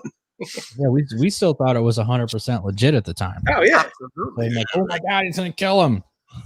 Man, I remember when Paul Orndorff power drive Hulk Hogan. Oh, he He was was on the shaking and shit. Yeah. Yup. I thought he was gonna die. I cried. Get him! Somebody help! Somebody help! Yeah. That was. That's Yeah, crazy. that was the perfect thing too. He was just. He's seizing. Oh, help him! Crazy, man. We was young, man. We thought that shit was real. Oh Dog. yeah. It was real, man. Dude, I thought Marty Jannetty died when Oh, Shawn Michael kicked him through the window. Kicked him through the window. Oh my god. You never saw him again. I was like, he's bleeding. He's gonna die. Oh my God. The Apparently moment of he's the one that was absolute fucked. horror. The Ultimate Warrior getting locked in the coffin. Yeah. Okay. hmm Randy Savage, Randy Savage, busted Ricky Steamboat's throat With the bell. when he jumped off the top rope and hit him. Yep. There you go, Nick. And then when Randy Savage got bit by the Jake the Snake, Yeah. Snake, yeah. Uh, We were talking about that a couple pods ago when because like we went to some of the interviews with wrestling which are behind the dark side of the ring, and they talked about Jake the Snake, and he said he actually beat the shit out of the snake, and then for him to get him to eat take a bite so he wouldn't get out. I mean, that's how crazy he was when Papa Shango put the curse on Ultimate Warrior. Good call, Jeff. And he started like he was like black, right? Like black Yeah. blood. he was bleeding the forehead. Oh, no, and is that the storyline? That's how it became, right? Because then wasn't Jake the Snake supposed to start training the Ultimate Warrior to help him like be better against Papa Shango? Like he locked him in the room and shit. Yeah. Yeah, I remember that. crazy, man. Like, how about the character of Papa Shango? I'm laughing because I remember Papa Shango because Papa Shango was and it was Mustafa, I believe, when he was on with Nation Domination. Domination, and he was also what's his name? The Godfather. Well, that's how he got into the Hall of Fame as the Godfather. Same guy. We had all the hoes. That was Papa Shango. That shit was funny, bro. Really, I never made that connection. Papa Shango. Yep. Because he was Kama, right? And he had like the hair going on the sides and up here. Yeah. Yep. kind of went 180 there. They repackaged him a whole bunch of times, man. Well, he said that he hated doing the Papa Shango thing because, like, I guess at the time, and I wouldn't know now. I'm not sure what they have to do, but like he had to carry all that shit around with him, like the skulls and all that stuff, like travel. Oh no, funny. Mm-hmm. But I mean, even at the time, right there, like we all believed like there was this voodoo guy walking around putting this, like hexes on professional wrestlers. Like oh shit, the Ultimate Warrior's throwing up. Yeah, like we had a praying class on Tuesdays. Mm-hmm. So Hulk Hogan getting his sternum busted by King Kong Bundy. Oh, yeah. And then he had it wrapped the next week, right? The white wrapping around his. Damn, bringing it back, man, bringing it back. Well, I mean, because back then it was simple, right? Everybody believed in the kayfabe. You didn't have to, hit somebody with a baseball bat, like with tacks on it, Yeah. That's fine. What wrestler were you guys most afraid of? Ooh. Good question. Huh. Most afraid of? I don't know. That's a good question. That is a really good question. I always liked Andre. I was never afraid of Andre. A lot of people would, as a kid, were afraid of like Andre. I loved Andre. Yeah, loved Andre. When Undertaker first came out, I was a little scared of Undertaker. Because if he come out with Paul Bearer, he wouldn't. Undertaker didn't talk for like 8 years. Yeah, he just really followed the urn, right? Yeah, and he'd just like he'd sit up after he'd get like beat 10 music, and you're like, oh my god. Who else was scary? Like Papa Shango really fucked with me. Yeah, the voodoo. Yeah, man, I don't like that voodoo, man. I was afraid of Abdullah the Butcher. Oh, that's a good one. Go on. Abdullah the Butcher and Kevin Sullivan. Oh man, I didn't like them people. Sullivan played those mind games back then. Yeah. That's I hated Kevin Sullivan and I hated Abdullah the Butcher. Just anybody that could stab himself in the forehead with a fork. Yeah, right. I'm good. I'm good on that. Right. You go ahead. I don't need that in my life.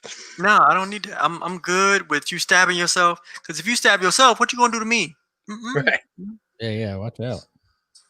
No, Yeah. who else was scary? I don't remember. You guys remember the missing link? Oh yeah. Yeah, I remember him. WCW.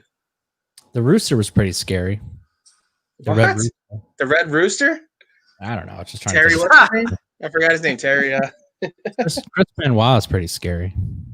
Yeah. What in like real life? Yeah. I don't know. Oh, we lost Terrell. Yeah, he had to go. Yeah. He had to go? He'll be back. Oh wait. Oh yeah. Okay. He said he'll be back. Right. Yeah, The Undertaker, Kevin Sullivan. I got out of wrestling for a while when like the whole Brood wasn't.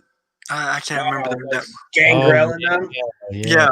That was Gangrel, Christian, and Edge, who actually probably, I guess, when they came in, like he became probably the most popular, right? I guess he was a champion, the Hall of Famer, right? I guess. Yeah, he's the most. I missed that entire part where like he was like the main guy. Like I didn't see any of that. Yeah, I was not into wrestling at the time. No, same. Like it was like him and like Matt Hardy, I think, right? And I was just like, from what I look at, I'm just like, I don't know anything about this. Yeah, it was a different time. What year was that? I wonder. I think it had to be like, I think it was like what, at least 2000, probably 6 or 7ish to like, I don't even know when like you would think say like John Cena took over, right? I mean, because that was adult years. Yeah, exactly. I was kind of like, I'm not watching wrestling right now.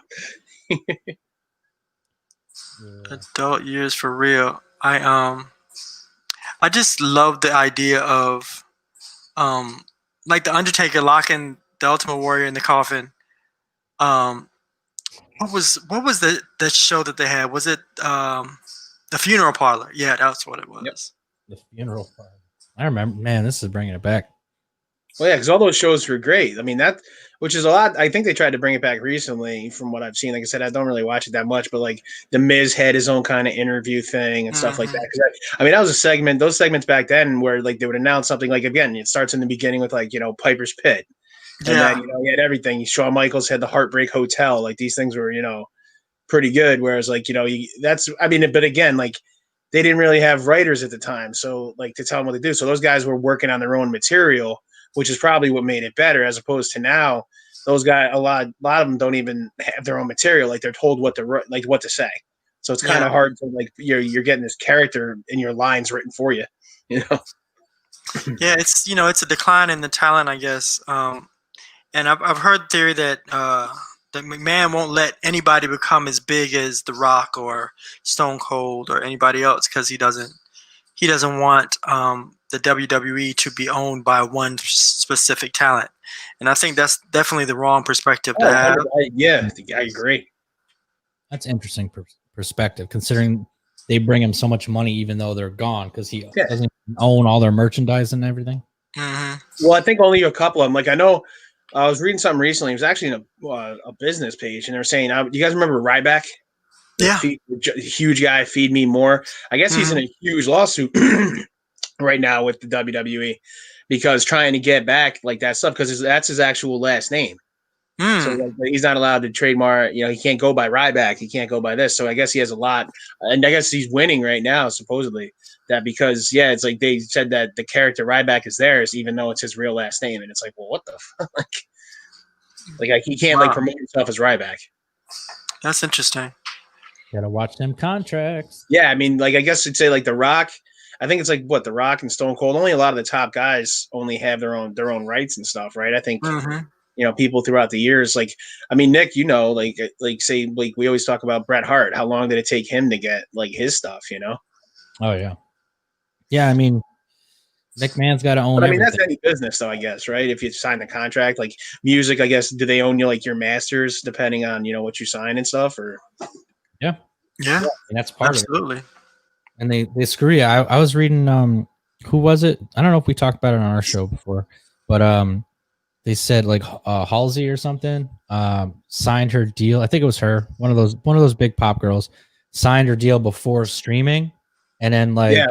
so they own, like, the company owns all the streaming rights because it didn't exist. So when it came out, like, she has like 7 billion streams and hasn't made $1. Yeah, it's Halsey. Yeah. Because they own all the masters or whatever. We were saying that's what happened to Taylor Swift too, right? I guess she eventually got hers back, but yeah. Yeah, but Halsey's the newest one it happened to, yeah. Yeah, those poor girls are just getting screwed. Just so they got to make their money torn. They don't make any money on. Which you can't do right now, right? And you can't tour. You can't tour right now. You stuck. Yeah, you got to get out of that contract. We're not even sure if live concerts like that will ever come back. I mean, that's the scary part too. Like, I mean, when this all popped off, like what? It was like March 11th when stuff really, started being shut down. Like I remember it was March 11th when March 13th. I'm sorry, where like I was watching the Nuggets game, getting ready to watch it, and all of a sudden they shut it down. Basketball was just like right there live on ESPN. They're like, everybody leave the arena. The game is canceled because 2 players test positive for COVID. I'm like, I've never seen anything like this. And then the next day, golf, basketball, everything shut down, and the country shut down. And it's like, oh, it's only going to be for the 2-week flatten the curve, right? Yeah, we're in December, Mhm. and so, some sports came back and stuff like that, but concerts, I guess I'm guessing we're all familiar with like the comedy tours, like they're doing them outside, as best they can, or like in the shows, like everything's 6 feet apart and whatnot. Like, but again, how do you do that as like, comedy? You can do that, but like, again, like, how do you do that as like a musical show? Like, that's got to be hard to do when you can't do stadiums. Like, how are you going to, like, if you do stadiums or even say, smaller places like that, and you can't pack it out, your revenue is so far down as a musical artist, and if you're not getting that streaming money, you're kind of really fucked. Mhm. Absolutely. I'm an actor, so the caveat of live theater, I mean, we're hoping it can come back, but we don't know. Right. And that's the thing with all these restrictions that they're putting down there, like just throughout the country, and every state's different and whatnot. But it's like, even like, is it ever going to get back to the point where we can all just sit next to each other in a theater, watch a play, watch a movie, watch a concert, watch a comedy show, and not have to be like either wearing masks or, we're 9 feet apart from each other. There's empty seats and the whole place isn't sold out. It's like, because obviously that's going to, as Terrell was pointing out about stuff earlier too, that's going to go back through money of people with their jobs with this, that's going to have to, at some point, there's talking about this vaccine or whatever, but, at some point, we all hope that it goes back to just a life we knew before, or is it never going to do that? Oh, they're going to all fall into the Matrix. We're not going to ever see anybody in person again. Right. I mean, look at. Let me ask y'all a question. Did y'all get did any of y'all get any letters in the mail talking about to be a test subject for the COVID vaccine? Oh, vaccine now. I know people are doing it. Yeah. I did. Oh, did you? I got one that says you come in. Oh, you got the letter? Yeah. So we thought you got the vaccine. No, $750 just to test it out. They give you $750 just to test it out. So they're gonna inject you with all this. Yeah, that's all you're gonna get. That's all your life worth, $750. So they're gonna inject. They was gonna inject me with it. I was like, hell no. My granddad was laughing at me. He said, "You guys want them letters too?" I said, "Yeah." I said, "I ain't gonna do this shit." So they want you. They want you to be a test subject of this the COVID-19 vaccine. Yeah, they were Pfizer vaccine. Yeah. So does that mean they're gonna give you COVID first? I don't know what they was gonna do. Like what? I don't have to have it already. I don't give a shit. They're not going to inject me with no bullshit. Yeah. Let me tell you about this. Tuskegee. That's all I got to tell you. Yeah. Tuskegee. That's all I got to say. Mm-hmm. I'm good. This is going to piss everyone off. And you don't know what that is? And no. Well, we can go back to it in a second. In Canada, Jeff said they're offering 5,000. There you go. What? For them? Oh, fuck that shit, man. Fuck that, bro. That's not 5,000. Not worth your fucking life, bro. Mm-hmm. 5,000. Let me explain to y'all. Okay, this coming from a dude who had heart surgery, and I seen how much that shit costs. All right, real shit. Look, I can't show y'all, but my camera will show you. Like the boom, heart surgery. Oh, Real shit, bro. Real shit, heart surgery. No, Yeah, bro. I'm telling you, bro.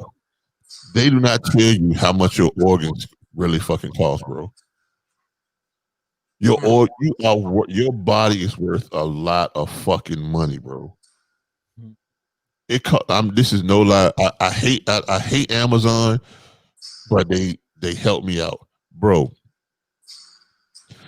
My heart surgery cost me $523,000 and some change, bro. that sounds. That's almost $500,000, bro. Wow. And how much did Amazon pay? Almost all of it, bro. I don't think I had to pay. I think I paid 5,000 some change. Wow. Anyway, 10% of that. Bro. Amazon, they really. I've talked shit about them, but their insurance is fucking phenomenal, bro. Phenomenal. Wow. Just know if you ever decide to work at Amazon, you get. It's not, most of the jobs they'll tell you like, oh, you gotta wait between 60 and 90 days to get insurance and stuff. Insurance day one. Once you sign the papers to work at Amazon, you got insurance that day. Bitch, I need an application. You get insurance that day, and I have insurance. My insurance covers my daughter and me. I'll work in the warehouse. Fuck it. Let's go. Real shit, bro. I'm serious. That day one, you get it. Only thing you got to do is sign the paperwork. Make sure you pick the right one to pick the right insurances that fits you and your family, whatever. And you got insurance that day. They're sending your card. They're sending your cards like a week or two after that. That's better than SAG insurance. God, But yeah, man, your body, like I was saying, your body is worth a lot, bro. People, and then when they try to downplay your organs and shit, man, like, oh, we'll just give you $500 or $750 just to fuck up your organs and stuff. But then your eyes, bro, by themselves, one eye is almost like $80,000, bro. No lie. And this is why a bunch of white people wake up in like a tub of ice in Mexico. Because your organs are worth a lot of money. Your organs is worth. I don't even know if I still have all mine. I just got back. Yeah, right. Yeah, Nick, you got all your organs, bro? You got a scar on your back? I don't know. I can't see back there. But it's expensive, bro. Your body is expensive. Then they downplay you like, oh well, we'll just try this drug out on you. See how your body works. Give you $5,000. Give you $500. I went to the ER a couple of weeks ago, and they're like, "When's the last time you had a tetanus shot?" I'm like, "I don't know. When I was 6." They're like, "All right, we're giving you one." I'm like, "Fuck!" I was like, "They're giving me COVID vaccine. It's not a fucking tetanus shot, bro. They're giving me the COVID vaccine. They're gonna make me come back in a week and see if I'm okay." Well, you're the one that had to have your head zipped back together. Yeah, well, it happens. I survived. I'm definitely dumber since then, so it rattled. Noticeably dumber, but yeah, man, it was weird. Yeah, crazy, man. Like this is gonna hurt. Oh yeah, okay. Yeah. They told you. Stapled onto your forehead. Oh no, they had to numb my forehead. I was like, you ain't stapling my head. They're like, she goes, I can't make you do it, but it's gonna look terrible. Yeah, like, you didn't have to send me that picture either because it was horrific. Looked like I took a hat. I told the girl at Walgreens I took a hatchet to the head. She was like, "Oh my god!" What it looked like. I was like, "You should see the other guy." Always an angle with this guy. I always got something stupid to say. This fucking guy. This guy over here. Come on. Damn. All right. Well, let's do our hopes and dreams for 2021 since this year's been kind of whack to a degree. My year wasn't terrible, but for the world it was pretty terrible. It was for most of the year till recently. But I don't know. What do you guys think? You got any hit me with something. Not a brick. I'm hoping that I can get all 4 of my comic books, well, all 3 of the 3 remaining comic books out. I'm very, very excited. And I hate that fucking word. I hate excited. I'm hyped about getting the remaining 3 Sharma Lazy comics out and shooting my new movie. I'm very happy about that. All right. That sounds. What's your movie about? It's a romantic comedy called Playing for Keeps. That's crazy. Streaming for $20 at home. So I don't have to go to the theater and buy popcorn. Hey man, listen. If we can get a distribution deal on Netflix or Hulu or where, I'll be great. Yeah. Yeah, but just my comics and my movie, and I'm butter. I would love to be like by December this time next year, and I don't know, Nick is helping me with this. I would love to be like looking at a house. Oh yeah. Let's do it. That's my forte. BT, what you got? Well, I know at the beginning of the year that I'm going to be full-fledged into my photography, videography, and like my little skits and stuff. I'm also been I'm going to be try to do some more voiceovers, do a couple more commercials and stuff. I'm trying to go full-fledged into all that stuff, and that's my whole goal for next year, man. I'll be full-fledged into that. I'm going to try to just follow that dream that I love so much, man. I've been doing it, but I haven't been doing it like I really want to do it. And I think this next year I'm just gonna put my whole foot in there instead of putting my big toe in there. Put my whole foot in this motherfucker and ride it out. Oh man, jump. But yeah, level up. I guess to get it out there, man, because I have some good content. I believe I do, and I just need to get it out there, and that's it, man. So that's my whole goal, is just get my stuff out there. Nice. Yeah. That's a good goal. Big John, what do you got? Me, I'm pretty simple, man. I mean, I'm a simple kind of man. 2021. I just want everybody around just to be better as people. Personally, I like just getting back to normal life. Hopefully, with everything with COVID, gyms opening back up, get our jiu-jitsu back up and going, everything like that, and just everybody that even if they were down. I mean, I didn't have that bad a year myself, like you were saying, Nick, but if some people did, I hope they make a good comeback. And just I think like I was saying earlier, the stupid COVID stuff, all that crap, and some people passing away and everything like that. It kind of should make you realize as a person to take it, live each day of what it is. So I mean, I hope people who are feeling down or anything like that actually are able to get inspired again. Like Terrell was just saying, he's got his photography going, and just really go towards that, and just really everybody just go for what they want, and just go what makes you happy. If you're in a relationship that you don't like, move on from it. Hey, you did what you did, get out of there and go. Just keep moving forward. I think that's what this year probably could have taught us. Is that like just be a better person and just keep moving forward. Yep. Damn, you guys are so optimistic. All right.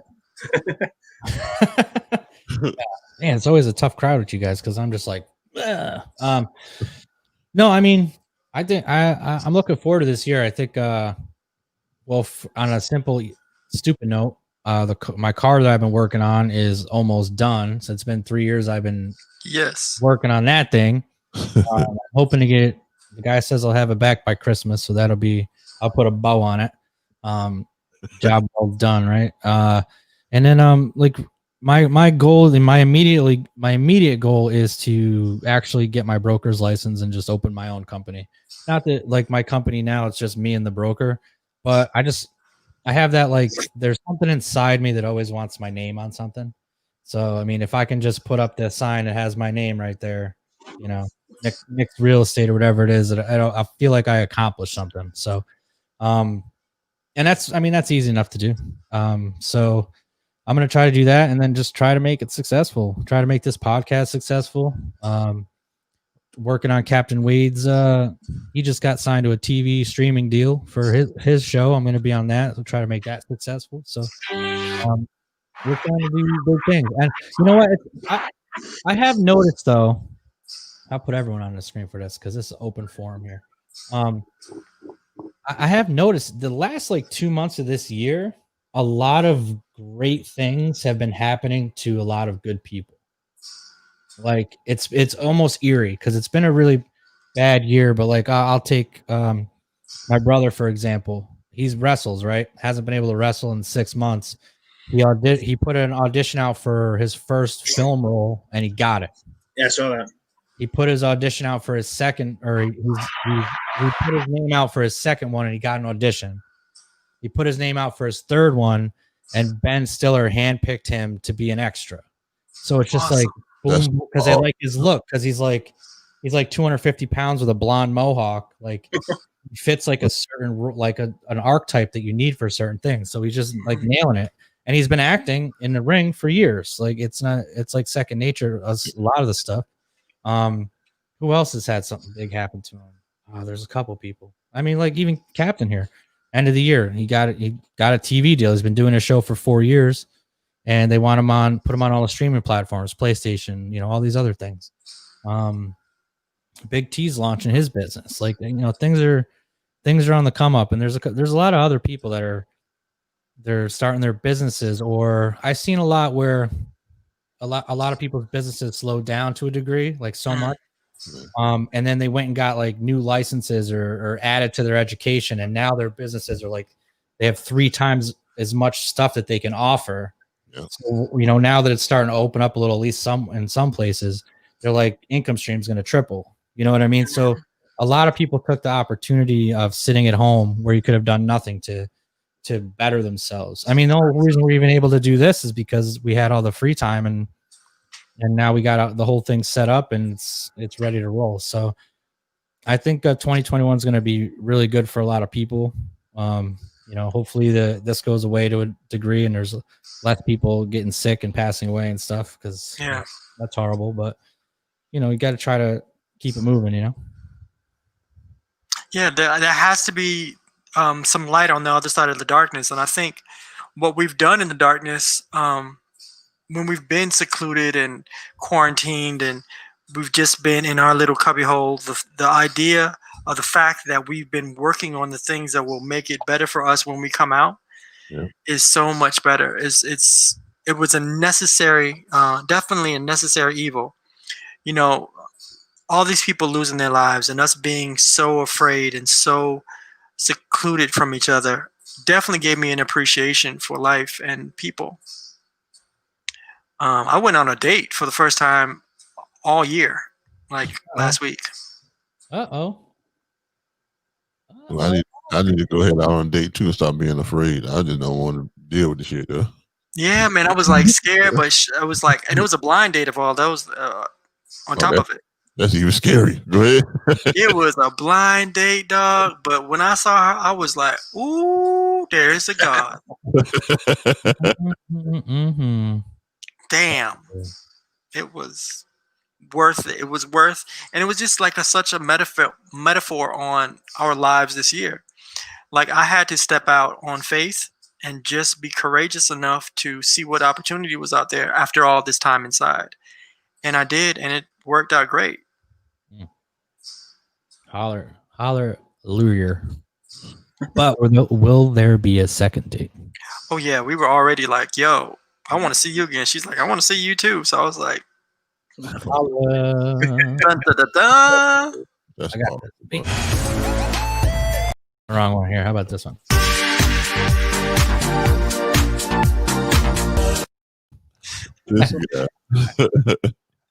I'm so proud of my little fake TikToks that I made today. That's dope. Yeah, man. All right. Well, damn. That's a nice 2-hour chop up right there. Yeah, bro. All right, fellas. Well, I appreciate y'all, gentlemen. But you wanted, right? Yeah, I figured there's so much to talk about, and it's the last couple of weeks with the holidays, it's been kind of like every other week or like 3 weeks in a row, and then we missed 2 or whatever. So I was like, yeah, let's just do a long one and talk about everything that came out and some serious stuff. So we got some people watching, people commenting. Yeah, I'm got a lot of activity tonight in the old chatty chat room. Yeah. I guess. Here we go. Does someone want to read this for the crowd? Big T, is that your friend? All these people, man, all these people that y'all seeing right now, most of these people are my people that play the video games with me. Oh, right. I was pushing nice. everything pushing to everybody. Mark, he played Mark was in the military and stuff. He me and him met on the first year of Destiny, bro. When Destiny first came out. Wow. Yeah. And we've been playing Destiny since what? Dang, how long Destiny been out, bro? We've been playing since long time. Yeah, bro. 4 or 5 years. 4 years. 5 years. Probably about 6 now. Well, let's read it for anyone that doesn't have video. It's Mark says, I worked in business for years, thought it was my calling. I thought I would never do physical labor and then started working for a tree service and found out I had an amazing talent for it. I've learned quick. I am doing it on the side, working for one day to have my own business promoted quick. Okay. The year has been bad, but as Americans, we are family and we got this. Maybe we needed time to figure out ourselves. So when we do get out, we are better people.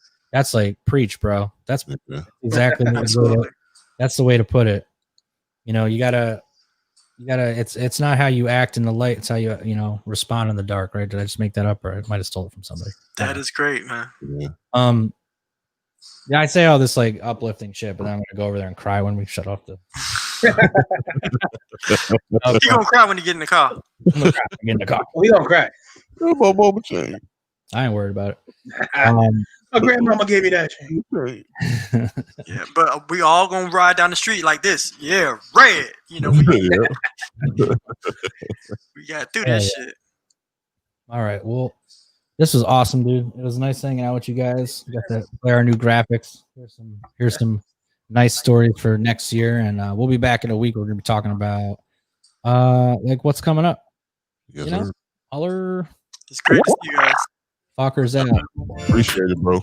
I have a graphic here Ladies somewhere. and gentlemen, you are now listening to Rick Rewind That Radio.